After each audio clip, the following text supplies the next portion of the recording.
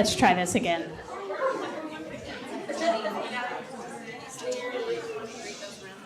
Okay, we'll call the meeting to order, please.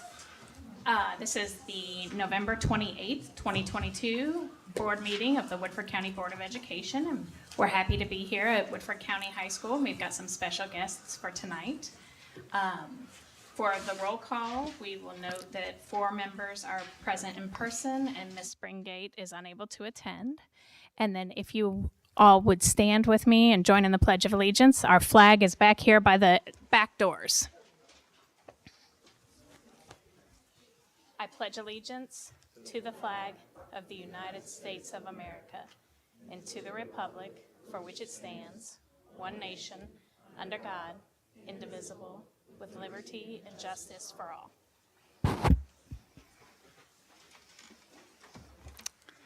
All right, thank you. And for proposed amendments to the agenda, I would like to move our student performances and acknowledgments to the top so that our students can go home and have dinner with their families or move on to their next practice or extracurricular activity. I know it's a busy time of year for everyone. So if we could have our superintendent's holiday card artwork winner. And Mr. Adkins, would you like to tell us about Miss Willow Lester? So I think Miss Elaine is, but I will say this is my second year in Woodford County, and these are the most entries that we've had. And this may be the first winner we've had from a different school in a while as well, because we've had one school that's kind of dominated this. So Miss Elaine.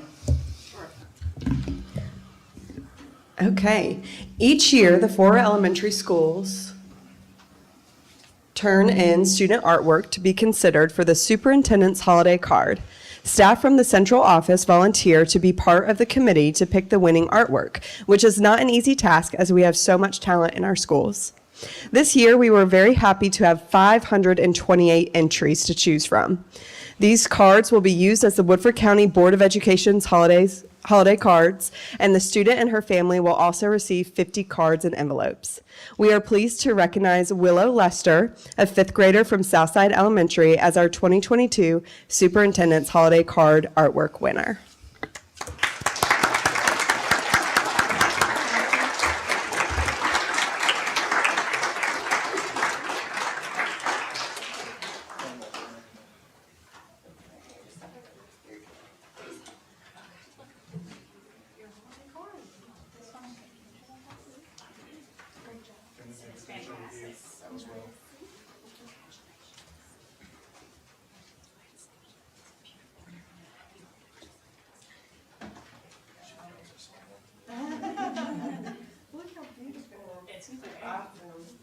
Okay.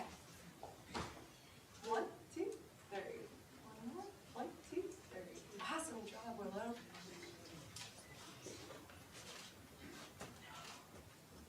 Very good. Another round of applause.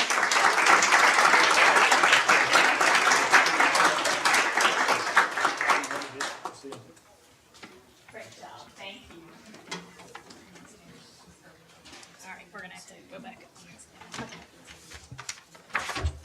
Oh. Willow, I've got one more thing for you.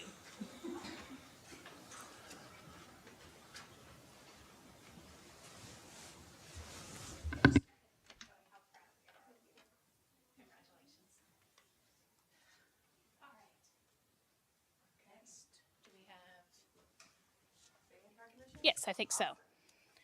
You guys want to come up and we'll do the band recognitions?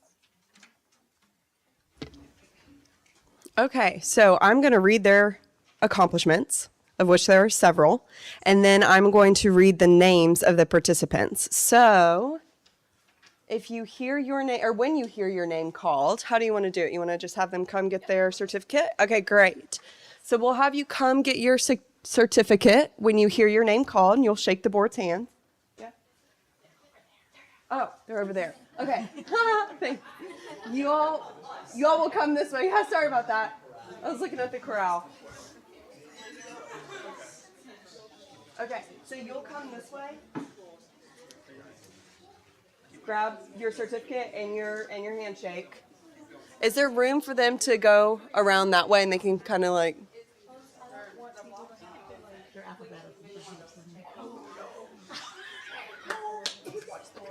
Awesome. Okay, band. Band. So when you hear your name called, you're gonna come get your certificate. Gosh.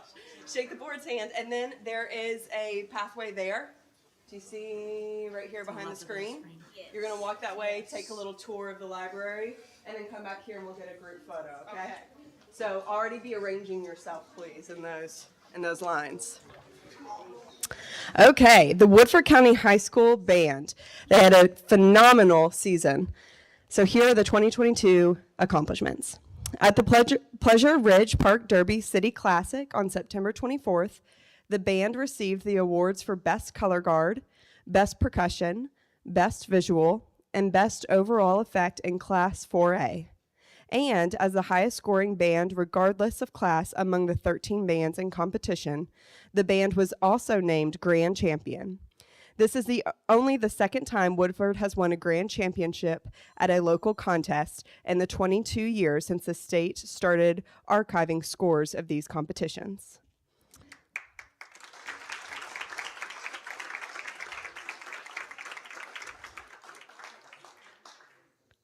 At the Kentucky Music Educators Association Kentucky Marching Band Championships Classic 4A East Regional Quarterfinal, held on October 22nd at Bourbon County High School, the band earned a distinguished rating and placed in the top 6, allowing them to advance to the Class 4A semifinals. Lastly, at the Kentucky Music Educators Association Kentucky Marching Band Championships Classic 4A semifinals, held on October 29th at Madison Southern High School, the band finished in 9th place overall. This is the band's highest finish at state since the classification system was changed in 2019.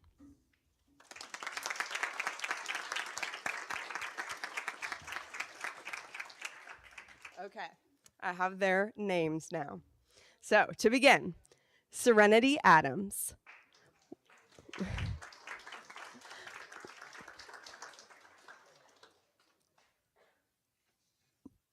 Serenity here? Luke Ambergy. Maya Atonga. Evie August.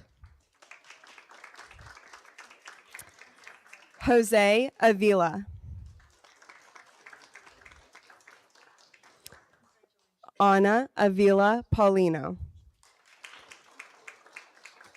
Kat Beckham. Elijah Bowen. Charlie Bowen. Emily Brown. Haley Brown. Rex Brown. Nievelis Brown. Blake Brummel. Kingston Caldwell. Kira Camper. Chelsea Clark.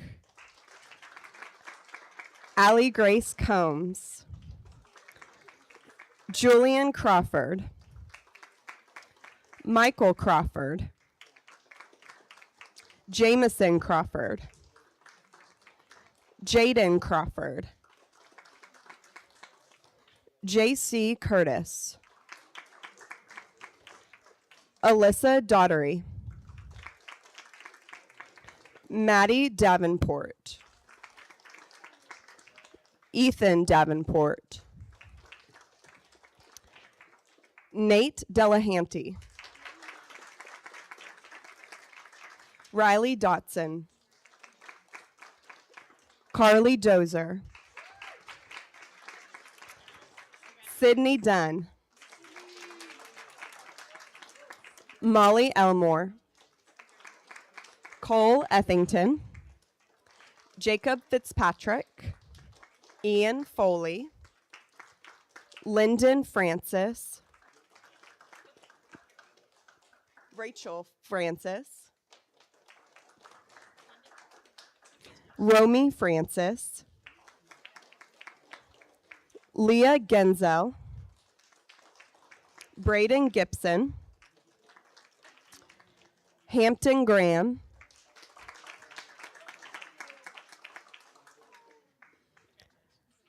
Colton Gray, Tristan Haas, Jasmine Hager, Emma Henson, Ava Hilton, Robert House, Greg Jackson, Evan Kenny, Micah King,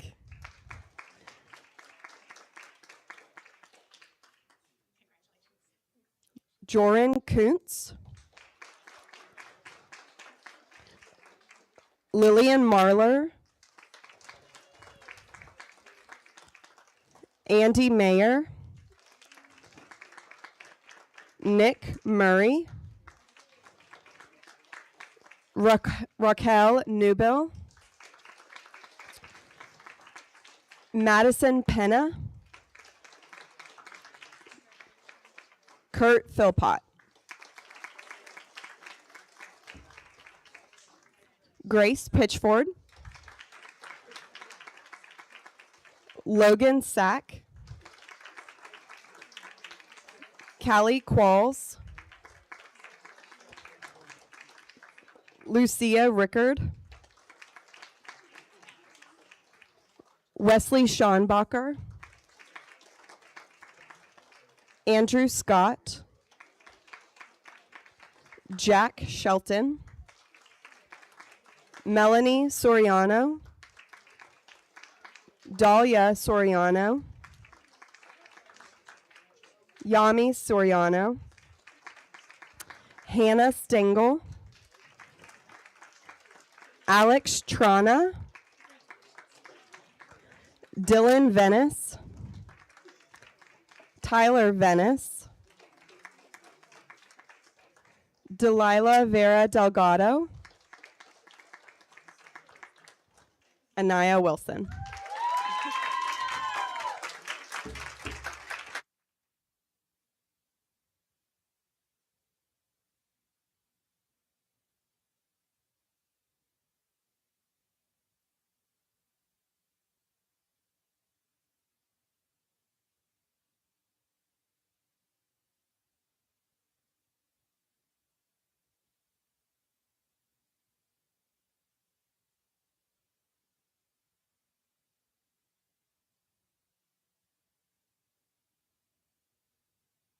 It's like from pages, whatever we did, 50 to 70, I would have never remembered it. So they put in so much work, they're so dedicated.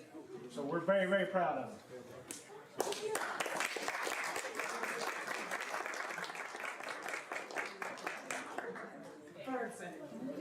Oh, for sure. You guys want to hold your certificates up? Oh, wonderful. Okay. There's a lot of us. You all look great. Okay. Oh, Miss Richardson, I can't see you. Can you turn over? Okay. Okay. 1, 2, 3. Big, beautiful smiles. One more. 1, 2, 3. Awesome. And all the way.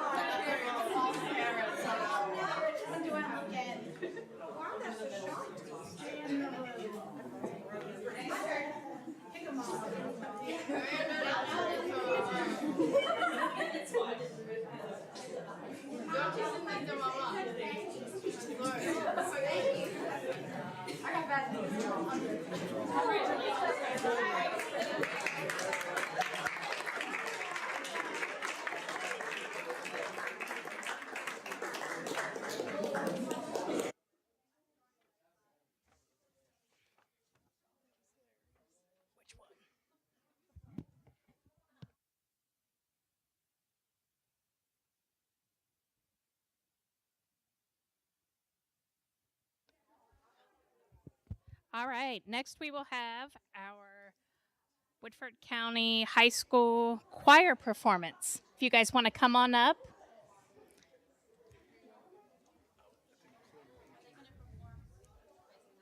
Yeah.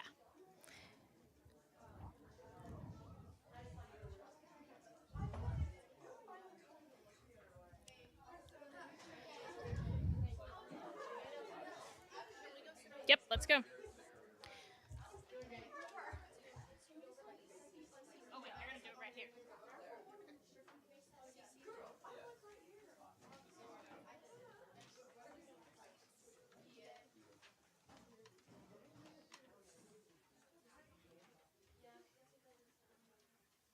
Hello, those that don't know me, I'm Mr. Strickland. This is my 5th year here at Woodford County High School. Behind me are members of the treble choir, and this is actually their first year of existence here at the high school.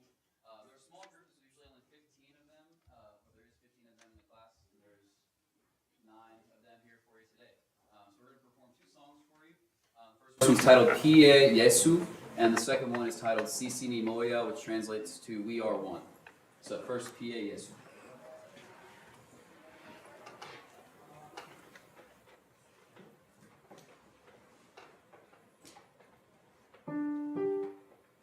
Turn up a little bit.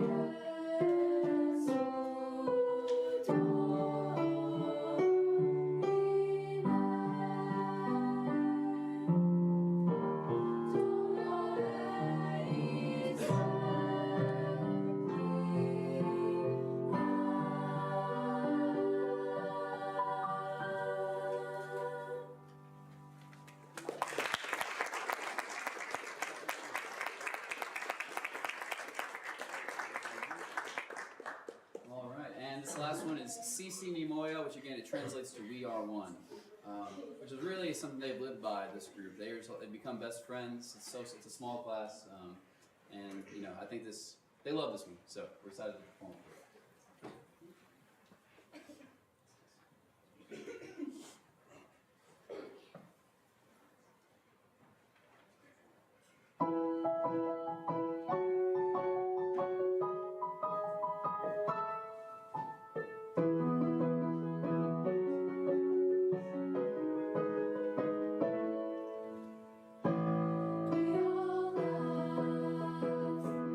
We all cry.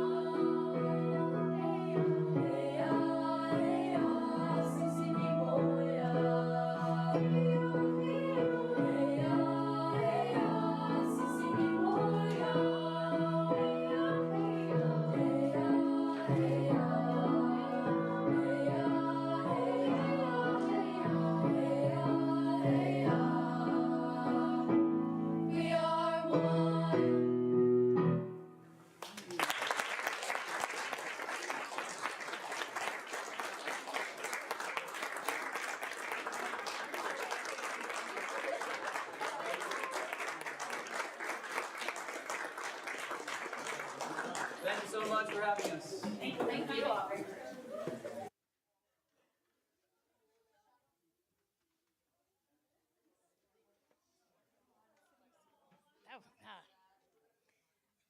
That was wonderful. Thank you all so much for coming and sharing your gifts with us.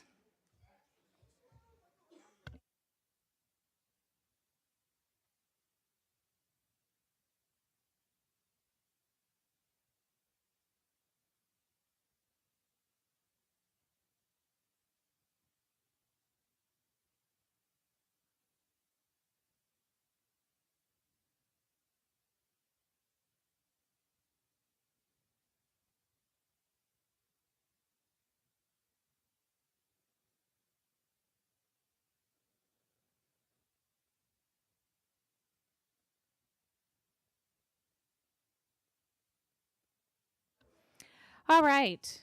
We will move on to our next item on the agenda, which is the superintendent's remarks. Mr. Adkins? Oh, I'm sorry. Do we have? Mr. Bell, I was going to say, I thought we had one more. I wasn't sure. But No, that's next. Oh, you have this too. Hi, Mr. Lewis. It's going well. Good evening. My name is. My name is Ryan Lewis. For those of you all who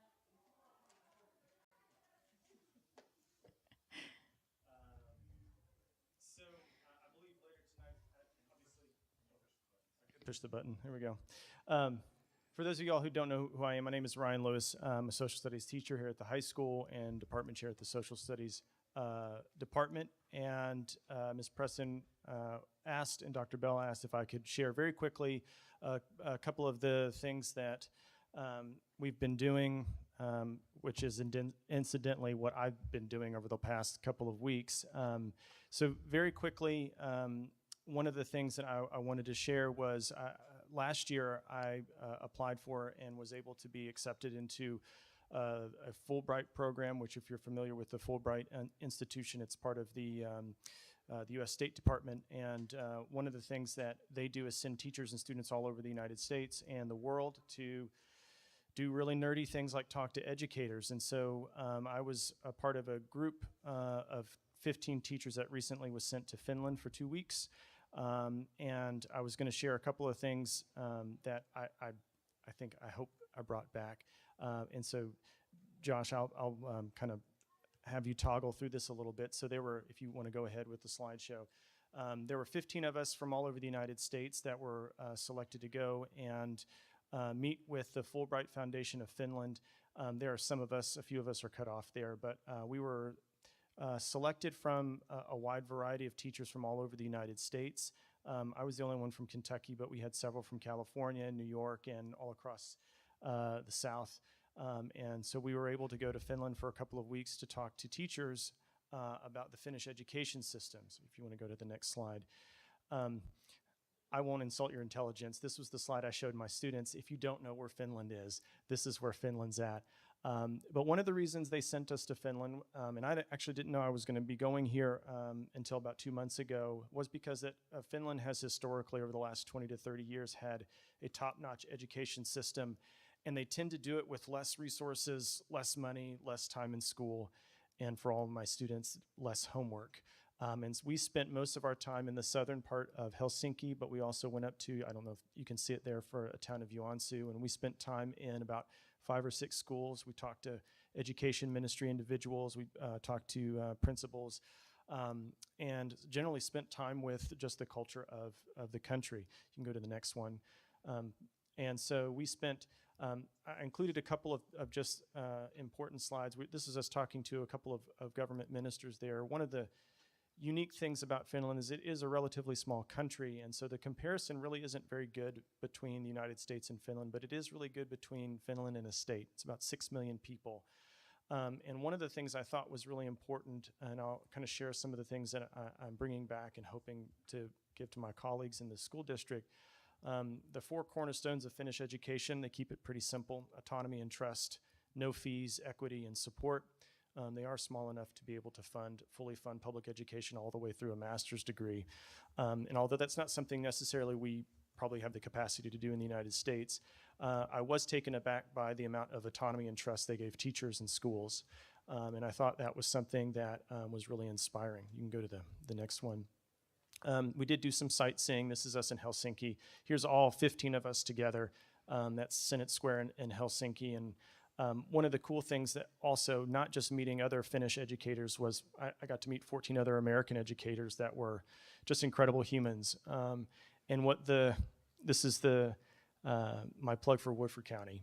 One of the things that I did take away is, we share a lot of the same challenges as a lot of American teachers.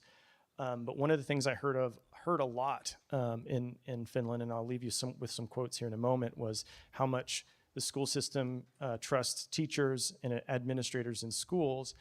And a lot of folks were saying, man, I wish my school trusted me like that. And I said, I know what that's like. I know what it's like to be trusted by my principals, and I know what it's like to be trusted by other teachers. And so that was something that was really cool to see and compare to other schools. If you want to go to the next one.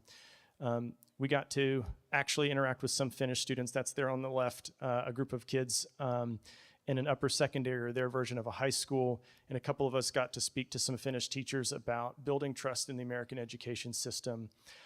One of the fun, interesting facts about Finnish culture that is a little bit different than American is the amount of freedom a lot of the schools give to the students. So, quick story. The student who's down there on the bottom right, I got to come into his business class, and they were doing a project about Starbucks. And they said, hey, Ryan, and by the way, they call all their teachers by their first names, which I don't know if I liked that or not. But he said, hey, Ryan, do you like Starbucks? And I said, yeah, sure. And he's like, you need to go get this, Eula coffee. And I was like, okay. He's like, my mom works down the street. You should go today. And I was like, okay. And he's like, no, seriously, it's 50% off today. You should go. Okay. Finally, he just raises his hand and asks his teacher, like, can I just go and get this for him? She's like, sure. So he leaves, goes off school grounds. 15 minutes later, comes back. And I said, is that normal? And she's like, yeah, that's probably okay. If he doesn't come back, he won't learn.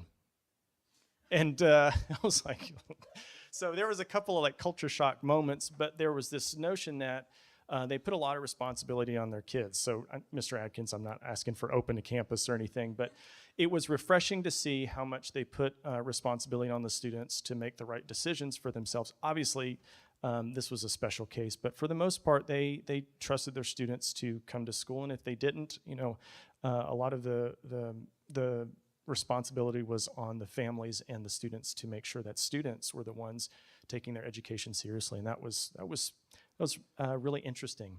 If you want to go to the next slide, there's me in Helsinki, but I thought it was interesting to kind of be somewhere different and basically doing the same thing, if that makes sense. And so being a teacher was something I found that translated really well to all over the place. This next slide, I've got about 5 different things I'd like to, because everybody's been asking, okay, so what are you going to bring back? What are you doing in your classroom?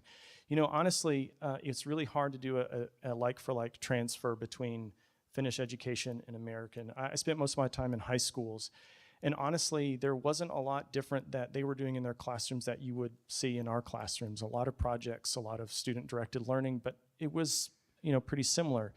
What was different was the amount of trust that those teachers had. And I heard over and over, and I'll show you some quotes in a minute, but there were 5 things I'd like to kind of bring back as and I've been telling my colleagues about this, kind of aha moments. So we'll kind of just toggle through those. So Josh, the first one is the commitment to building trust. The amount of times I heard administrators and teachers say, we trust teachers, we trust our principals, we trust our schools to do what's best, almost became kind of a joke for me and the other American educators. And it wasn't so much that we don't work in school districts that don't trust us, but right now in a time where a lot of American teachers are under fire, it was refreshing to hear no, we feel like our teachers are the ones who are the ones best placed to make the decision. And so that really reignited in me this idea of we can do that in a school building, we can do that in a district, we can build trust even in a time where education is kind of under fire. The second was this holistic view of student learning. One really interesting aspect of Finnish education, there are no standardized tests. They do take a college entrance exam if they want to do that, and so they basically said we want to teach our students completely as human beings. We want them to be well-rounded individuals. We want them to be contributing members of society. We want them to be independent and autonomous. That's something that we can strive for here as well. Josh, you can go to the next one. One thing I feel like they did a really good job of, and I think that's maybe a place even our district is in, is defining the student that we want to produce. They had a very clear idea of this is the kind of student that we want to produce in our vocational schools, in our high schools, in our elementary schools. And that really, I've talked to a lot of the administrators and teachers. That's something that I think that we can do too, define like what is it the kind of student that we want to produce? Do we just want students with good grades, or do we want students who can think for themselves, et cetera? You can go to the next one, because just 4 things in. And just a commitment to evidence-based instruction and learning. I think there's a lot of stuff that we do as teachers. Sometimes we feel like we just do because we've been told to do, but does the evidence really show us that this is the best practice? And I'll go to this last slide here. And these are quotes that I wrote down from the 2 weeks I was there from different, mostly from teachers and also from principals and other administrators there. I'll just kind of read them off. But this was kind of my last impression of Finnish Voices. This is what they had to say for themselves. You can learn so much from one another. Teachers know best. I put that at the top, right? All schools, are equally good. We get the best teachers to the most challenging schools. The focus is not on testing, the focus is on learning. It is very time-consuming, giving the students a voice. This idea that giving time for students to actually learn takes time. If the students feel safe and accepted, why would they misbehave? We asked questions a lot about behavior there, and that was their response. We, and this was from a principal, enable our staff's work. We are very humble in our work. And finally, in a school, leadership is distributed and everyone has a responsibility. And so these were kind of the big takeaways I had at this, this incredible opportunity that was I'm still kind of getting over a little bit of just talking to other teachers across a completely different continent. So that's what I brought back from Finland. I don't have any chocolate with me. I already gave it all out. But essentially, that's what I've been doing for the last 2.5 weeks. Yeah. Any questions? I didn't know if that's appropriate or not, but yeah. No, that was a lot to take in. Okay. It's very interesting. How long was the flight? 10 hours. And one of my students was like, "Well, they had good movies though?" And I said, "Sure, they had all kinds of Harry Potter, so we were okay." Yeah. Very good. So, thank you. I have one question. Congratulations on being accepted into such a prestigious program. Appreciate that. Thank And you. thank you for bringing your knowledge back to us. And I'm sure that all of our teachers will benefit from your experience. I appreciate that. Yeah, go ahead. My question is there, so we went through this program, is there a next step after this trip to close out everything that you've learned, and how are we going to make that a practical? Yeah. So part of the program is last fall we took a 10-week online course about global learning. And the emphasis with this entire program is how do we make our teaching more globally focused, turning what we're doing in the classroom, doesn't have to be social studies, math, science, English, all of that, to a more global focus. And during the process, we also had to create a website dedicated to providing resources for global learning. And we had to blog about our experience as well. And so part of this is, for me personally, the next step as far as the program is finished. I'm done with that particular part. But one of the things this did teach me was how much it is easy to lose sight of kind of what's going on around the world. And so for me, especially in our department, one of the things I've started to do is to just little by little add more components to, how can we make this a more globally focused lesson or unit plan, or how do we get kids to think critically, not just about a particular issue in social studies, but maybe how it connects to people across the world and that sort of thing. And so it's definitely changed some of the focus that I do in my class, and I'm slowly trying to work that in with some of the other teachers too. So I don't have any more components left for me to finish for this one, but it's definitely something that I'm starting to do, especially as department chair, and pushing forward for our teachers. Excellent, thank you. Yeah. I'd like to congratulate you on being accepted in the program. You know, we push for our staff to be involved at the state level and even at the national level, and you've taken us to a global level now. So thank you for representing Woodford County Public Schools at each of these levels and representing them well. So thank you. Thank you. Yeah.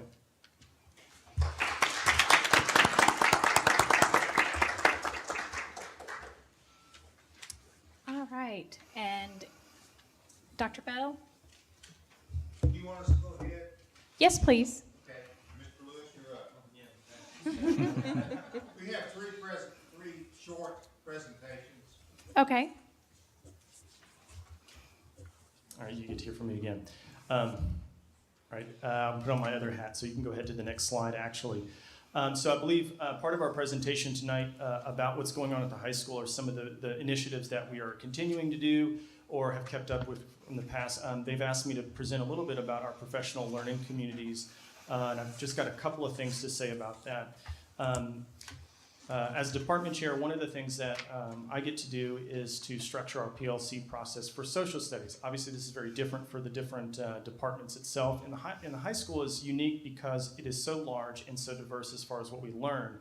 And so a lot of the initiatives that Mr. Asher and some of the individuals do at central office, they give us, it becomes very decentralized very quickly. But I actually think that's a strength of ours because we have so many unique different teachers and diverse backgrounds. A PLC is essentially a subject meeting. So for example, I'm part of a U.S. history PLC, and we plan instruction around what the school district has pushed for, having a guaranteed and viable curriculum, essentially meaning, especially for our core classes, we want our students to be able to move from, if a student was, if Hannah was in my U.S. history class and she got moved around and got into another U.S. history class, she would be essentially getting the same curriculum as any of the other teachers as well. And so viable means that it's a living, breathing curriculum that can be updated and it's flexible, but it's agreed upon by the teachers themselves. And Mr. Asher this year gave us kind of 4 questions that PLCs have to answer. What are the content and skills we want students to learn? How will we know that when they've learned those content and skills? What is our instructional plan on assisting students who do not learn? How do we support and extend the learning of students who do learn? And so those are the 4 basic questions that we, in essence, answer. I'll give you a picture of what it looks like in social studies. It will look different depending on which department you are in, but essentially those are the 4 guiding questions for all PLCs. So if you want to go to the next slide. So this past summer, we developed some department goals. This is for social studies, and I'll give you 2 snapshots.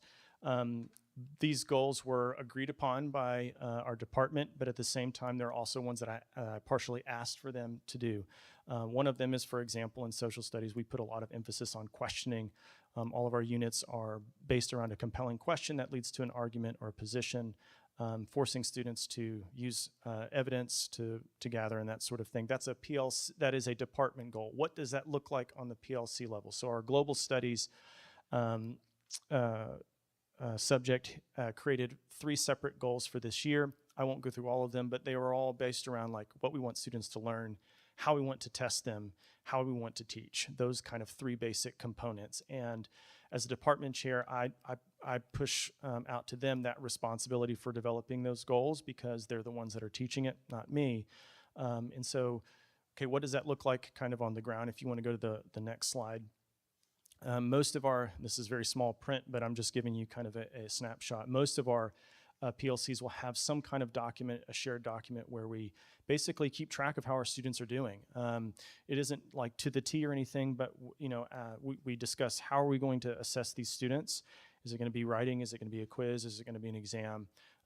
Which students are meeting the goals that we want? Which ones are not? And we use a lot of different things like our Hive program, after school tutoring, to get our students up to the standard that we want.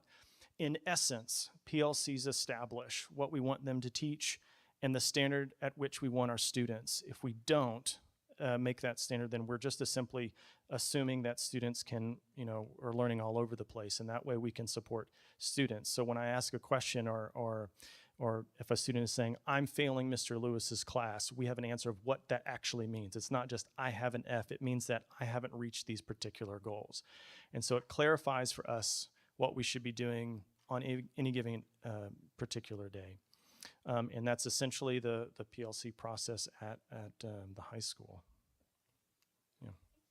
Any questions about that? I don't think so. Thank you. Yeah.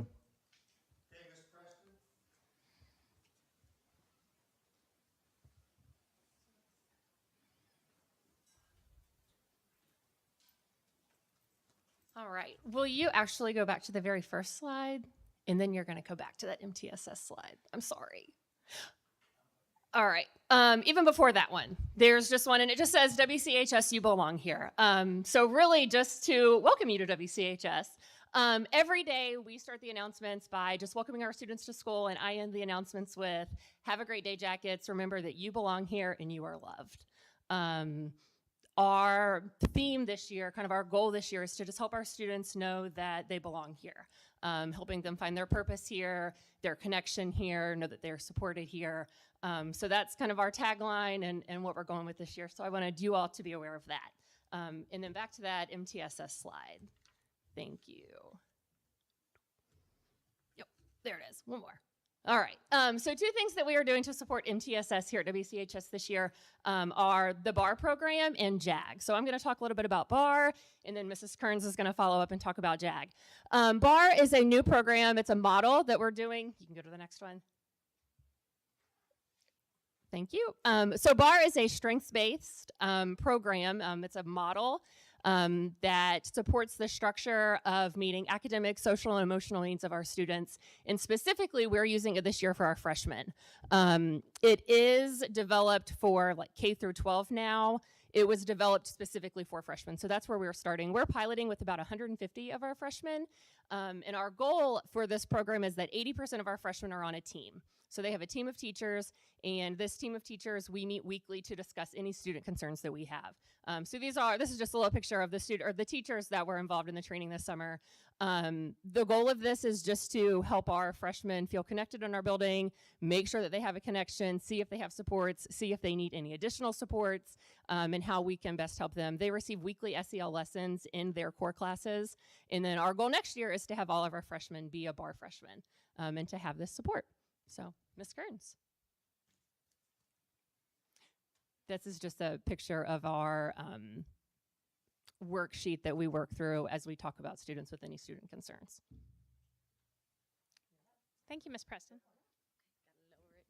And another system of support that we've started this year, a new one, is called JAG. And I love saying that I teach JAG because everyone's like, what is that? I'm like, we're Jaguars. I don't know. But it stands for Jobs for America's Graduates. But I like to call it JAG. It is, like Ms. Preston said, a sense of belonging. I have a group of kids, only 60 of them, that met certain selection criteria in order to be placed in the program. And it can be academic criteria like credit deficiencies, or it can be environmental home life criteria like your parents didn't graduate high school. And so they get placed into this program, and the whole purpose of it is to support them and have them have a place where they belong.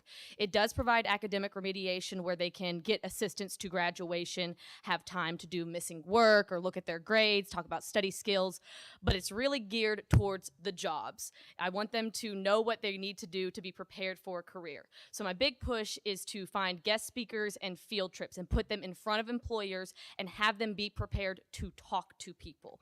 The projects that we started working on, I reached out to the mayor, and he actually came and spoke to the class. That's the picture you see on the bottom left, about different projects that he wanted our class to look at and work on specifically, things that affect them. A lot of my students walk to school, and so we've walked up and down Frankfurt Street and talked about how some of the sidewalks need to be assessed and, re-smoothed out, crosswalks, things like that. But he also wanted us to look at all the fire hydrants, because only the top of a fire hydrant has to be red. You can paint the bottom part whatever color you want. And so he has us going through and looking at the businesses near the fire hydrants and reaching out to them and picking how they want it to be designed. So that's been something they've been really looking forward to, and we're gonna paint them soon. But we've also done Pathway Day. That'll be next Monday. Manufacturing Day. Miss Tracy Francis came along with that. And did you have fun? It was a good time. They got to look at robots at the Georgetown campus of BCTC. We have a lot of guest speakers, and Yes, and I had my 4 seniors that came on that trip. They got accepted into BCTC that day, and that was a big day for them. A lot of them hadn't applied, and they were really excited about it. So we brought in guest speakers. We've done a couple of field trips. I want to eventually get them to operating a school store because that's something that I'm familiar with. I've done that in the past, and I think that that would teach them a lot of responsibility and the skills that they need to be successful later on in life. So most of those pictures are from the manufacturing day, and you just see the group of kids getting to work with different robots, getting exposed to different factory jobs, but also different types of technology that they are honestly better equipped to handle than I am. And they're teaching me a lot about that stuff. So it's a good program, and I'm excited to do it here at WCHS. Thank you so much, Ms. Kearns. Thank you. Every one of you touched on 3 very important pieces. That's support, that's purpose, and that's work readiness. Now, we're making a big push in work readiness, and we're also making a big push in support. So when you talk about the bar, you talk about JAG, all these things, especially Mr. Lewis talked about identifying his students in their PLCs. Those are all ways that we support kids. We identify those students that are struggling or not necessarily struggling, but just need a little help here or there. Not necessarily struggling in school. We identify those students and we push them and help them in the direction they need to go. That's where kids win. I'm gonna finish this up real quick. I know you all have a lot of work to do. I'm gonna talk about mental health. It's real. It's really real. And I just want to applaud the board for looking at this and really making a difference here at school. You all have hired a mental health specialist for the first time. And works half-time in middle school and half-time in high school, but I think she's staying here most of the time because of the need. Yes, I tell you, it's really critical. She has 20 students right now, and they have to be referred by our counselors. So they have to see the counselor first, then they go to the middle. She sees each student at least once a week or every other week, and she has 20, and that's all she can handle. And I will tell you in a minute, we have some more that need it really bad. They deal with trauma. She deals with trauma, history, anxiety in and out of school, and depression. That's her 3 main things that she deals with. And as I said, we have 1,300, around 1,300, 1,300 kids, and we're only meeting 20's needs right now. So hopefully that will continue. But you also have 3 counselors for us, and they are working also.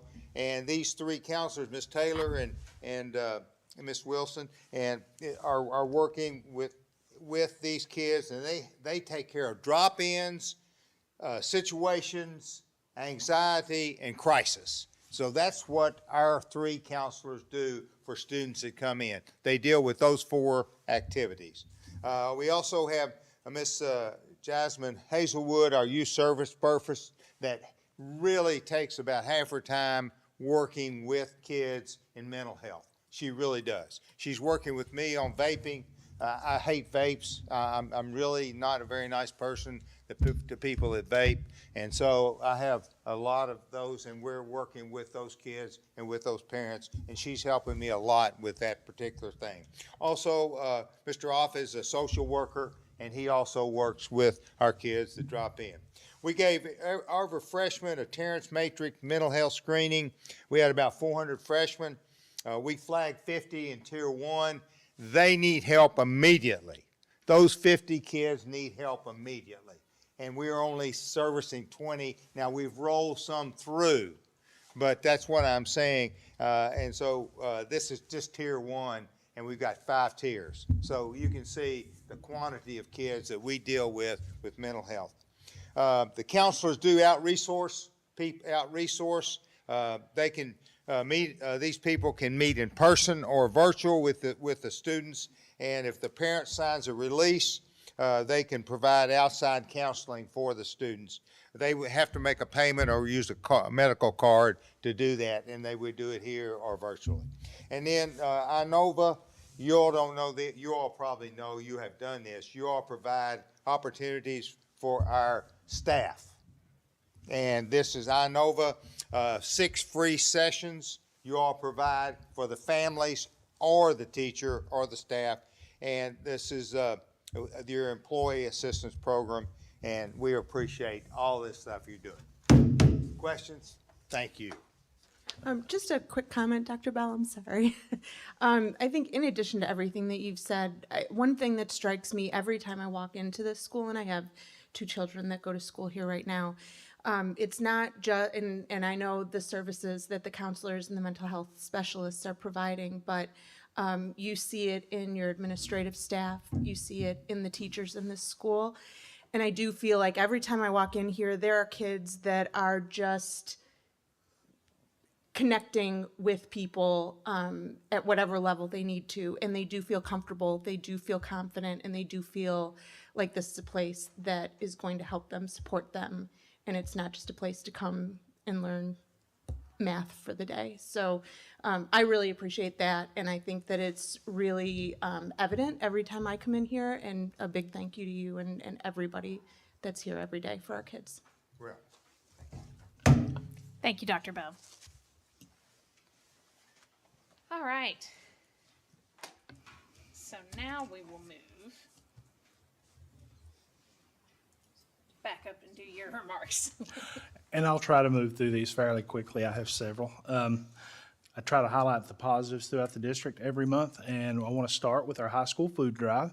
I know we were out a day that they didn't expect to be out. I didn't expect to be out. It kind of happened on Monday, but they fell a little short of their goal, but that's probably the reason, more than likely. However, anything we can do for our community, whether big or small, that says a lot about our students, a lot about our staff, and a lot about our high school. So I want to thank everyone involved with that. WEEF, our Woodford Excellence Education Fund, or Education Excellence Fund? Endowment? Yep. Okay, so our WEEF program sent every first grader to see the play Don't Let the Pigeon Drive the Bus. And when you start out a Monday with a whole theater full of first graders watching a musical, it was a blast, I'll have to say. So hats off to that group. They do a lot of good work for us. I think this is some of the first things they've been able to do since we've come back from COVID. Fantastic Thanksgiving meal. I had to go got a chance to go to the middle school on Friday, and it was very good. So hats off to Miss Courtney Quire and her staff. They take care of our kids every day. They do a great job with that, but this was a fantastic meal. It sure was. High school orchestra competed in the KMEA competition. Out of 15 students, 13 of them were distinguished at the high school level. Middle school students, out of 16, 13 received distinguished. So very good job by those kids. And you can hear our students sing, and you see why we are so successful. Come to a concert. They're really good if you get a chance. Hopefully we can do something at Christmas, so come to a concert.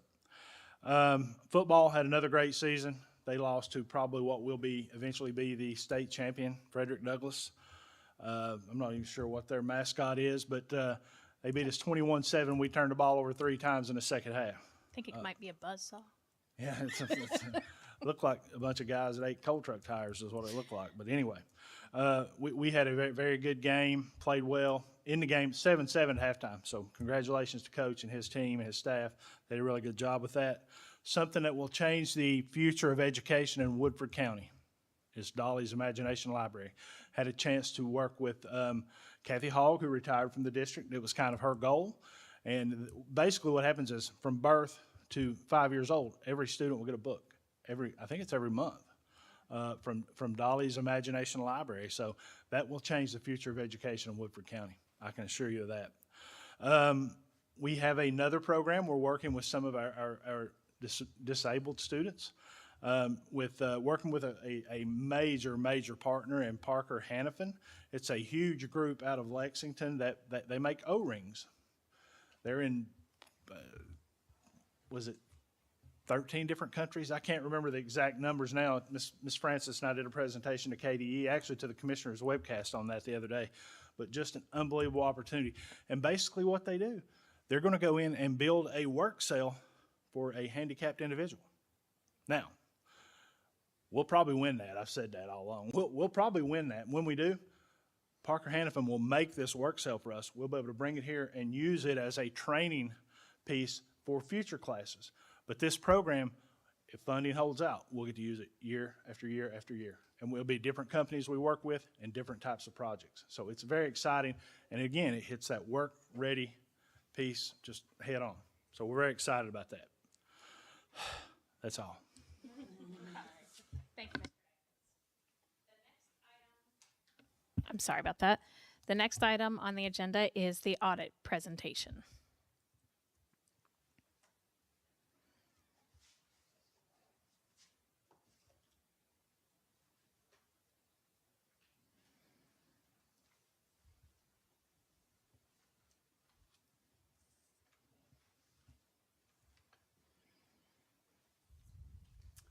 Good evening. Hello. Move that up a little bit. I'm Tom Sparks with Summers, McCray and Sparks. I want to thank the board for allowing our firm to do your audit this year. This is our first year in the district. We have been here in the past, but this has been a little while. I want to thank Mr. Atkins and Shane and his crew for all their help when our staff was on campus or at the board doing your audit this year. Hopefully you've got a bound copy in front of you, blue bound copy. You may have a PDF copy of the audit. The audit was required to be submitted to KDE on November the 15th, and that was done. It was accepted. The next step will be the data collection report, which I'm not sure if we got that completed or not. It's a two-phase process. We got to do a part. We send it to Shane. He does a part, and then it gets submitted, and that's for your federal programs. I do want to hit the highlights of the audit. There's 93 pages. I'm not going to go through all 93 pages, but I do want to hit the highlights. The first letter in your auditor's report, auditor's report, is our letter. And this year, the very first, if you look at the very first paragraph up there, is our opinion. We issued an unmodified opinion, which is a clean report, means we did not find any material deficiencies in any of the items we tested for the audit. So that's the best report we can give. You'll see a second paragraph there right underneath the opinion letter. I'm not sure the prior auditors went through this with you, but this year there was a new accounting standard that had to be implemented. It was called GASB 87, dealt with leases. This was implemented, and so there's a few new items that we had to put on your financial statements this year and disclosed. The next part of the audit is called the MD&A, which is Management Discussion and Analysis. This is a two-phase part. Management basically does a lot of this, but some of it does include audited information. I'm going to deal with the audited information, which the first thing is on page 6. If you'll turn to page 6, you'll see it is a comparative format between June 30th, 22 to June 30th, 21, and you'll see a change column. So the difference in this year and last year, like under the total assets, was like $2.8 million. This was primarily in cash and accounts receivable. As you know, you had a lot of federal dollars that came into the district, and a lot of that was in your Fund 2, which is your Special Revenue Fund, the ESSER funds. Then under the deferred, if you see the word deferred outflows, deferred inflows, these are terms that are from the actuary. The state hires an actuary, and the actuary pulls all of the pension information together and the other pension employee benefits together, and there's a line item in the report for Woodford County. We're required to take that information and put in your audit. So there's a lot of information here that we're required to put in, but we don't audit it. The state has their own auditors that audit the actuary. So that's what that is. And you say there was a small difference there between the years. Under total liabilities went down about $7 million. This was a two-phase thing. You repaid some debt that you had already. And then the other thing that went down, a little bit unusual this year, was your proportionate share of the pension liability for your CERS, which is classified, went down, as well as the OPEB for classified, and then your teachers component went down. It bobs up and down each and every year, but this year it really went down a lot. And you have to remember, this is a year behind. The actuary is always a year behind your financial statements. So next year it may go back up. The bottom line is, under the total net position, went up $4.9 million, and that's always a good sign when your net position goes up. On page 7 is another good comparative format between governmental, which your governmental is all your other funds except for your, what we call your food service funds. If you look at the comparative there, total revenue was up about $2 million. And that was primarily in state revenues. Down on your expenses on the governmental funds, the biggest change was about $1.1 million, and that was in student support services and school administration. Actually, school administration decreased last year, but that was your big change. And then if you look at your business type, which is, there again, primarily your food service, it was up quite a bit, almost $2.8 million. This is the reversal of COVID. More kids were here, more meals were served, more federal reimbursements come into the district. So that was the impact there. And then if you look under the expenses, it went up accordingly. Of course, if you serve more meals, you got more labor cost and more food cost. Page 8 and 9, there's some specific funds that we're required to show in this kind of format. They're called the major funds. That's your general fund, special revenue, and this year's construction fund. On page 9 is the prior year. Unfortunately, it doesn't give a comparative format, but that's the 2 years. I'll just hit you some mention some highlights. Total revenues between the 2 years was up about $540,000 or $550,000, and this is primarily in state funds. Expenses up about 1.6. It was primarily instruction. And then on your special revenue, it was up about $400,000. That was in your federal grants. And there again, the biggest line item for your expenses was instruction. A lot of your ESSER funds went toward instruction. And then in the construction fund, the expenses, of course, you've got several new things going on. You got a new high school that's going on. There was a bleacher program going on, so that was the biggest impact there. On page 13, this is just I've kind of already touched that one on the information on page 8 and 9, but this is another format of that. Just want to bring to your attention, you'll see over to the far right, or next to last column, non-major. The non-major are all the other funds, and there's a report in the back that lists all of those, and it'll tie to this. And the non-major funds, and we'll talk about that in a minute, but I just want to bring that to your attention. Actually, it's on page 73 and 74. It gives more detail on the non-major funds. And these are determined each and every year based upon the activity and the dollar amounts of the assets and the liabilities and revenue.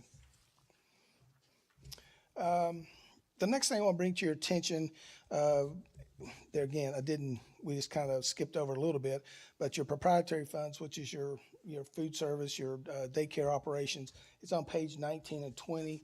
It's more of a breakout of each of those. Actually, you have 3. You also have community service funds, but the biggest is the food service and the daycare services. The next part of the audit is the notes to the financial statements. It starts on page 22. It goes all the way to page 62. There are a few I want to bring to your attention. On page 32 and 33, there's some new accounting standards coming down the pike, and one will hit next year. Similar to the effect of the leases, there's going to be one, if you look in the middle, the second paragraph on page 33, next year, GASB 96 comes into play, and it's subscription-based information technology arrangements. If you have an agreement with a software-type company, and it's over a year, those now must be evaluated to see if an intangible use asset needs to be put on your books. Going through the leases, it's pretty easy to go through, but this subscription base is pretty widespread. especially in the districts. You have a lot of subscription-based utilities, so it's going to take, and we've mentioned this to Shane, and getting with the IT person and look at these and say, what are we going to have to look at? And we will help in that implementation with it, but this is going to be another thing on the plate next year. Now, when we're talking about leases, we're talking about copy releases, those types of things too. Yes. Just to clarify for the board. Yes, so for, what we implemented this year was basically, I think it was a Toshiba, a big Toshiba lease, and had to be put on the books. But next year, could be wide ranging, yeah.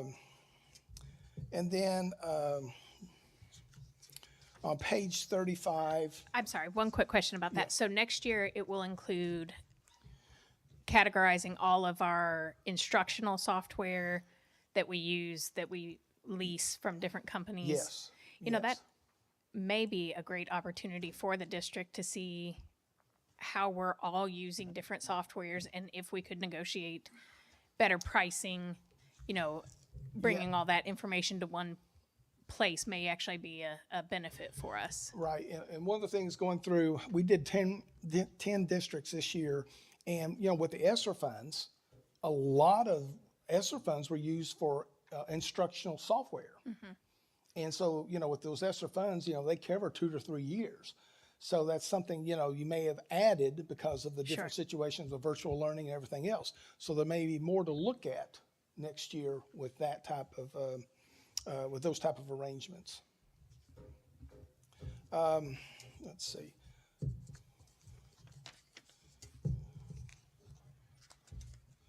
Page 35, I just want to bring to your attention, this is the note number 4, capital assets. The only thing I want to bring to your attention is construction in progress. And we really already talked about it. $1.1 million was expended. And there again, the main items was the new high school and the bleacher project was the main items in there.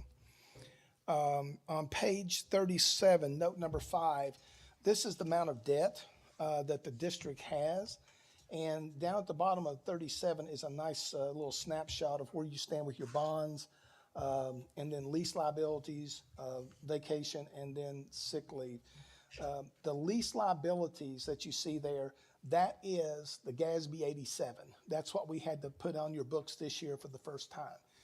Next year, if there's a subscription liability, it'll be down here as well. But at the end of the year, $14 million is what was outstanding as of June 30, 2022. Note number 6 goes on forever. This is part of your pension. These are all disclosures that are required. We cannot delete or eliminate any of them. They're required to be in there. But I do want to draw your attention to page, forgive me, going through this. Okay, page 42. Just for an example, kind of show you, we talked about these decreasing, but in the middle of the page, you'll see the district's proportionate share of the CERS pensions was $15,342,000. That's just Woodford County. Last year, it was $18 million. So it went down $2.9 million in 1 year. And then if you go over to page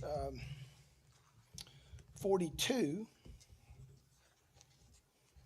on page 42, you'll see the CERS, OPEB, excuse me, page 51, I apologize, note number 7, the CERS OPEB liability this year is $4.6 million, last year is $5.7. So it went down $1.1 million. And then your KTRS OPEB, which is for the teachers, is on page 52. It was $6.5 million this year. Last year, $7.3. Again, went down $800,000. We've talked about the implementation of the new standard. On page 61 and 62 is more detail of what we had to go through and how it is presented in your financial statements.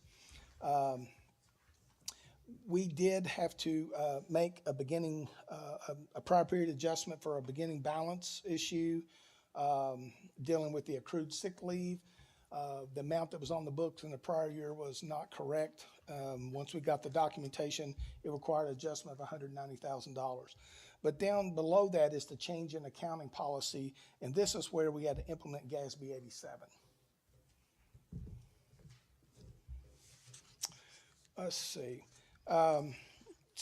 page 63 through 72, this is required supplemental information. This comes directly from the actuary's report. If you ever go on their website, you'll see it, and you find Woodford County. This is everything that's presented for Woodford County. I mentioned earlier on page 73 and 74, this is all your other funds that make up the non-major. So this is your SEEK, capital outlay, your debt service, your building fund, district activity, and student activity. And that total column will carry over to the front of the financial statements. And then on page 75, this is the school activity funds. And we are required to, part of our auditor's contract is to do the Red Book testing. And there we have to test each of the school's activity funds for various functions required under the standards. And so this is the financial part of that we presented in this format. The high school is required to be broken out, and that's on page 76 and 77. One of the things we look for is you cannot have a deficit balance. That's a no-no. You cannot borrow money from another fund. One of the things that we've kind of mentioned in other districts when we've done this, you'll see some activities with smaller balances. And so we would just advise you might want to take a look at those. There may not be a sponsor for these anymore. And if they're not, there's procedures in the Red Book to get that money off there. Because if you don't, it's kind of like a cleanup. This could grow and grow and grow and grow. Page 78 and 79, this is the amount of federal funds that were expended in Woodford County this year. I just want to draw your attention over to page 79. At the bottom of the page, under the Education and Stabilization Fund. So last year, there was $2.8 million spent in these ESSER funds. I just bring to your attention is, this is a short-lived program. September 30, 2024, it stops. There's no more. And as I had one finance officer tell me, he said, we may jump off a cliff then. Reason being, you fund a lot of additional positions with this money, and then there's some hard decisions made who we're going to cut, because the general fund cannot sustain all these additional positions that were added. So, the budgeting process could get a little difficult the next couple of years. Yeah. And then, let's see. Okay, we had one state level finding on page 87. We found one employee that was not paid in accordance to approved salary schedule. You will see the recommendation that we made there, and you'll see the planned response. That is the district's response on page 87. We find that in several of our districts, and it could be just one that got added and then just didn't get before the district. They didn't update their salary schedule for it, but that's something that really you need to stay on top of. There was no federal level findings that we had this year. We did test 2 federal programs, the ESSER funds and also the IDAB funds, and we had no findings in the items in which we tested. On page 90, going through page, yes, yeah. So on the ESSER funds that you audited, is there an approximate number of transactions that you audit? Yeah, the standards require that we test at a minimum 40 from each program, okay? And that'd be a combination of federal disbursements of, AP type and payroll type. So then we go through the policies and procedures of the single audit or the single salary schedule to make sure it's paid, and then also check and make sure that that was allowable expenses under the ESSER grants. KDE came out with a matrix that listed what things could be paid, and that came from the federal guidelines. That's another thing we use. I will tell you that the state threw a lot of money out real quick without a lot of guidelines. okay? And that was with ESSER 1. ESSER 2 and ESSER 3 came along and they said, oh, we better, and they gave a lot more guidelines with ESSER 2 and ESSER 3 than they did with ESSER 1. The federal government loosened the strings on allowability with ESSER 2 and ESSER 3 compared to what they did with ESSER 1. So, which freed up, some decision-making for a lot of districts. So, but yes, that was, and then if we find a anomaly or something, then we test more to get to that. But the 40 is the minimum, okay, that we would test for. And what percentage would you say of each of those funds 40 transactions would represent? Well, we do it on materiality. So in other words, we do our sample and we get the total listing of all the monies, all the checks written out of the funds. So we take the top ones. So if it's a material item, so like, if you had $1 million to spend out of ESSER 2, okay, then we say, okay, and I don't have the exact formula with me, but we'll say if it's over 10 or 15% of that total, those automatically get selected. So the big ones get selected, we take that and then we say what our population is left, and then it's randomly sampled. So we test the material transactions first. If they don't take all of the 40, then we go down. If we find an issue, then we sample more. Yeah, you're welcome. On page 89 and 90, really starting on page 90, and there again, this was our first time through with your all's district in a number of years, and so we did have some items. The first item is at the board level on cash request not being done on a monthly basis. This comes from a finding that we had, that KDE had with a district we audited several years ago, that they wanted the money to be drawn down monthly so that districts were not borrowing money from other funds to cover the special revenue funds. So it's suggested that they draw down monthly. So I know, Shane wasn't here during that time period, but that's just a situation where they don't want you borrowing money from the general fund to cover Fund 2 expenditures. So if you're drawing that down monthly, the money will come in to cover it. Okay. It's not a written requirement, but that's just, the management comments are just our suggestions. Then on the school activity funds, we had 2 comments for Woodford County.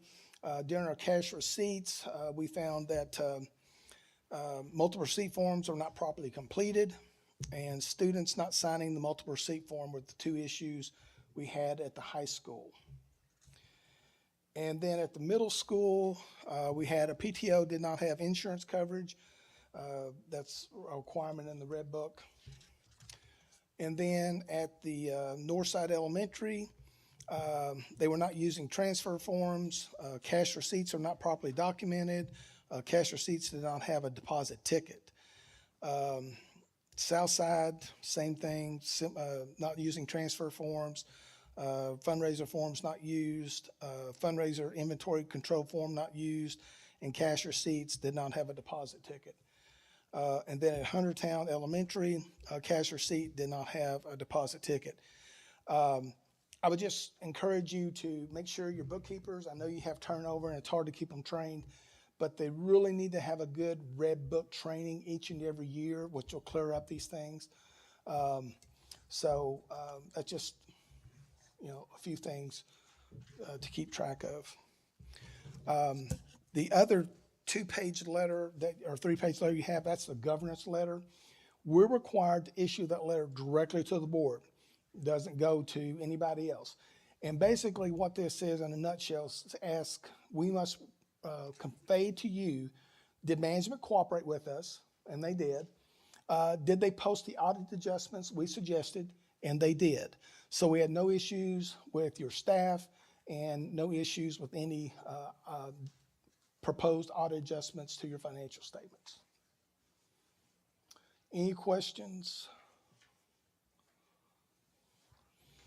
And I know this is a lot, and as I've told most of the presentations I've done, my contact information, please email me with any questions, and I'll be glad to go into more in depth than what I'm allowed under these circumstances, with your agendas and everything. Be glad to answer any questions. Ms. McHale? Could you go back to the pension adjustment again? And I can't find it. I should have noted the page number. I think I'm looking at it. On page, Is it 14? No, that's not it. Page 42. 42. you're talking about the CRS pension? Both of them that went down yeah. year over year. Yeah. So what impact does that have on the district budget, the district cash? And is this something, if you said this is based on the actuarial data from 2 years ago, we're probably catching up from COVID with maybe employment being down. Is there something that we need to keep our eye on for the future? Okay, so let me explain this, if I can. So this information about the pension and the OPEB is based upon a full accrual method of accounting. You all budget a modified accrual basis, which means you don't budget for pension, OPEB, any of this. So you don't have to worry about budgeting these losses. However, because it is technically a liability of the district, it's required to be presented. I know it's confusing, but under the standards, you have to put a full accrual and a modified accrual basis of accounting in your financial statements. You all budget your modified accrual, which means, if the state says, you're gonna put 15.25%, into, as your percentage, and then the teachers have to put in, that's what you're required to do. So that's what you have to budget, what your required contribution rates would be. These amounts are just like,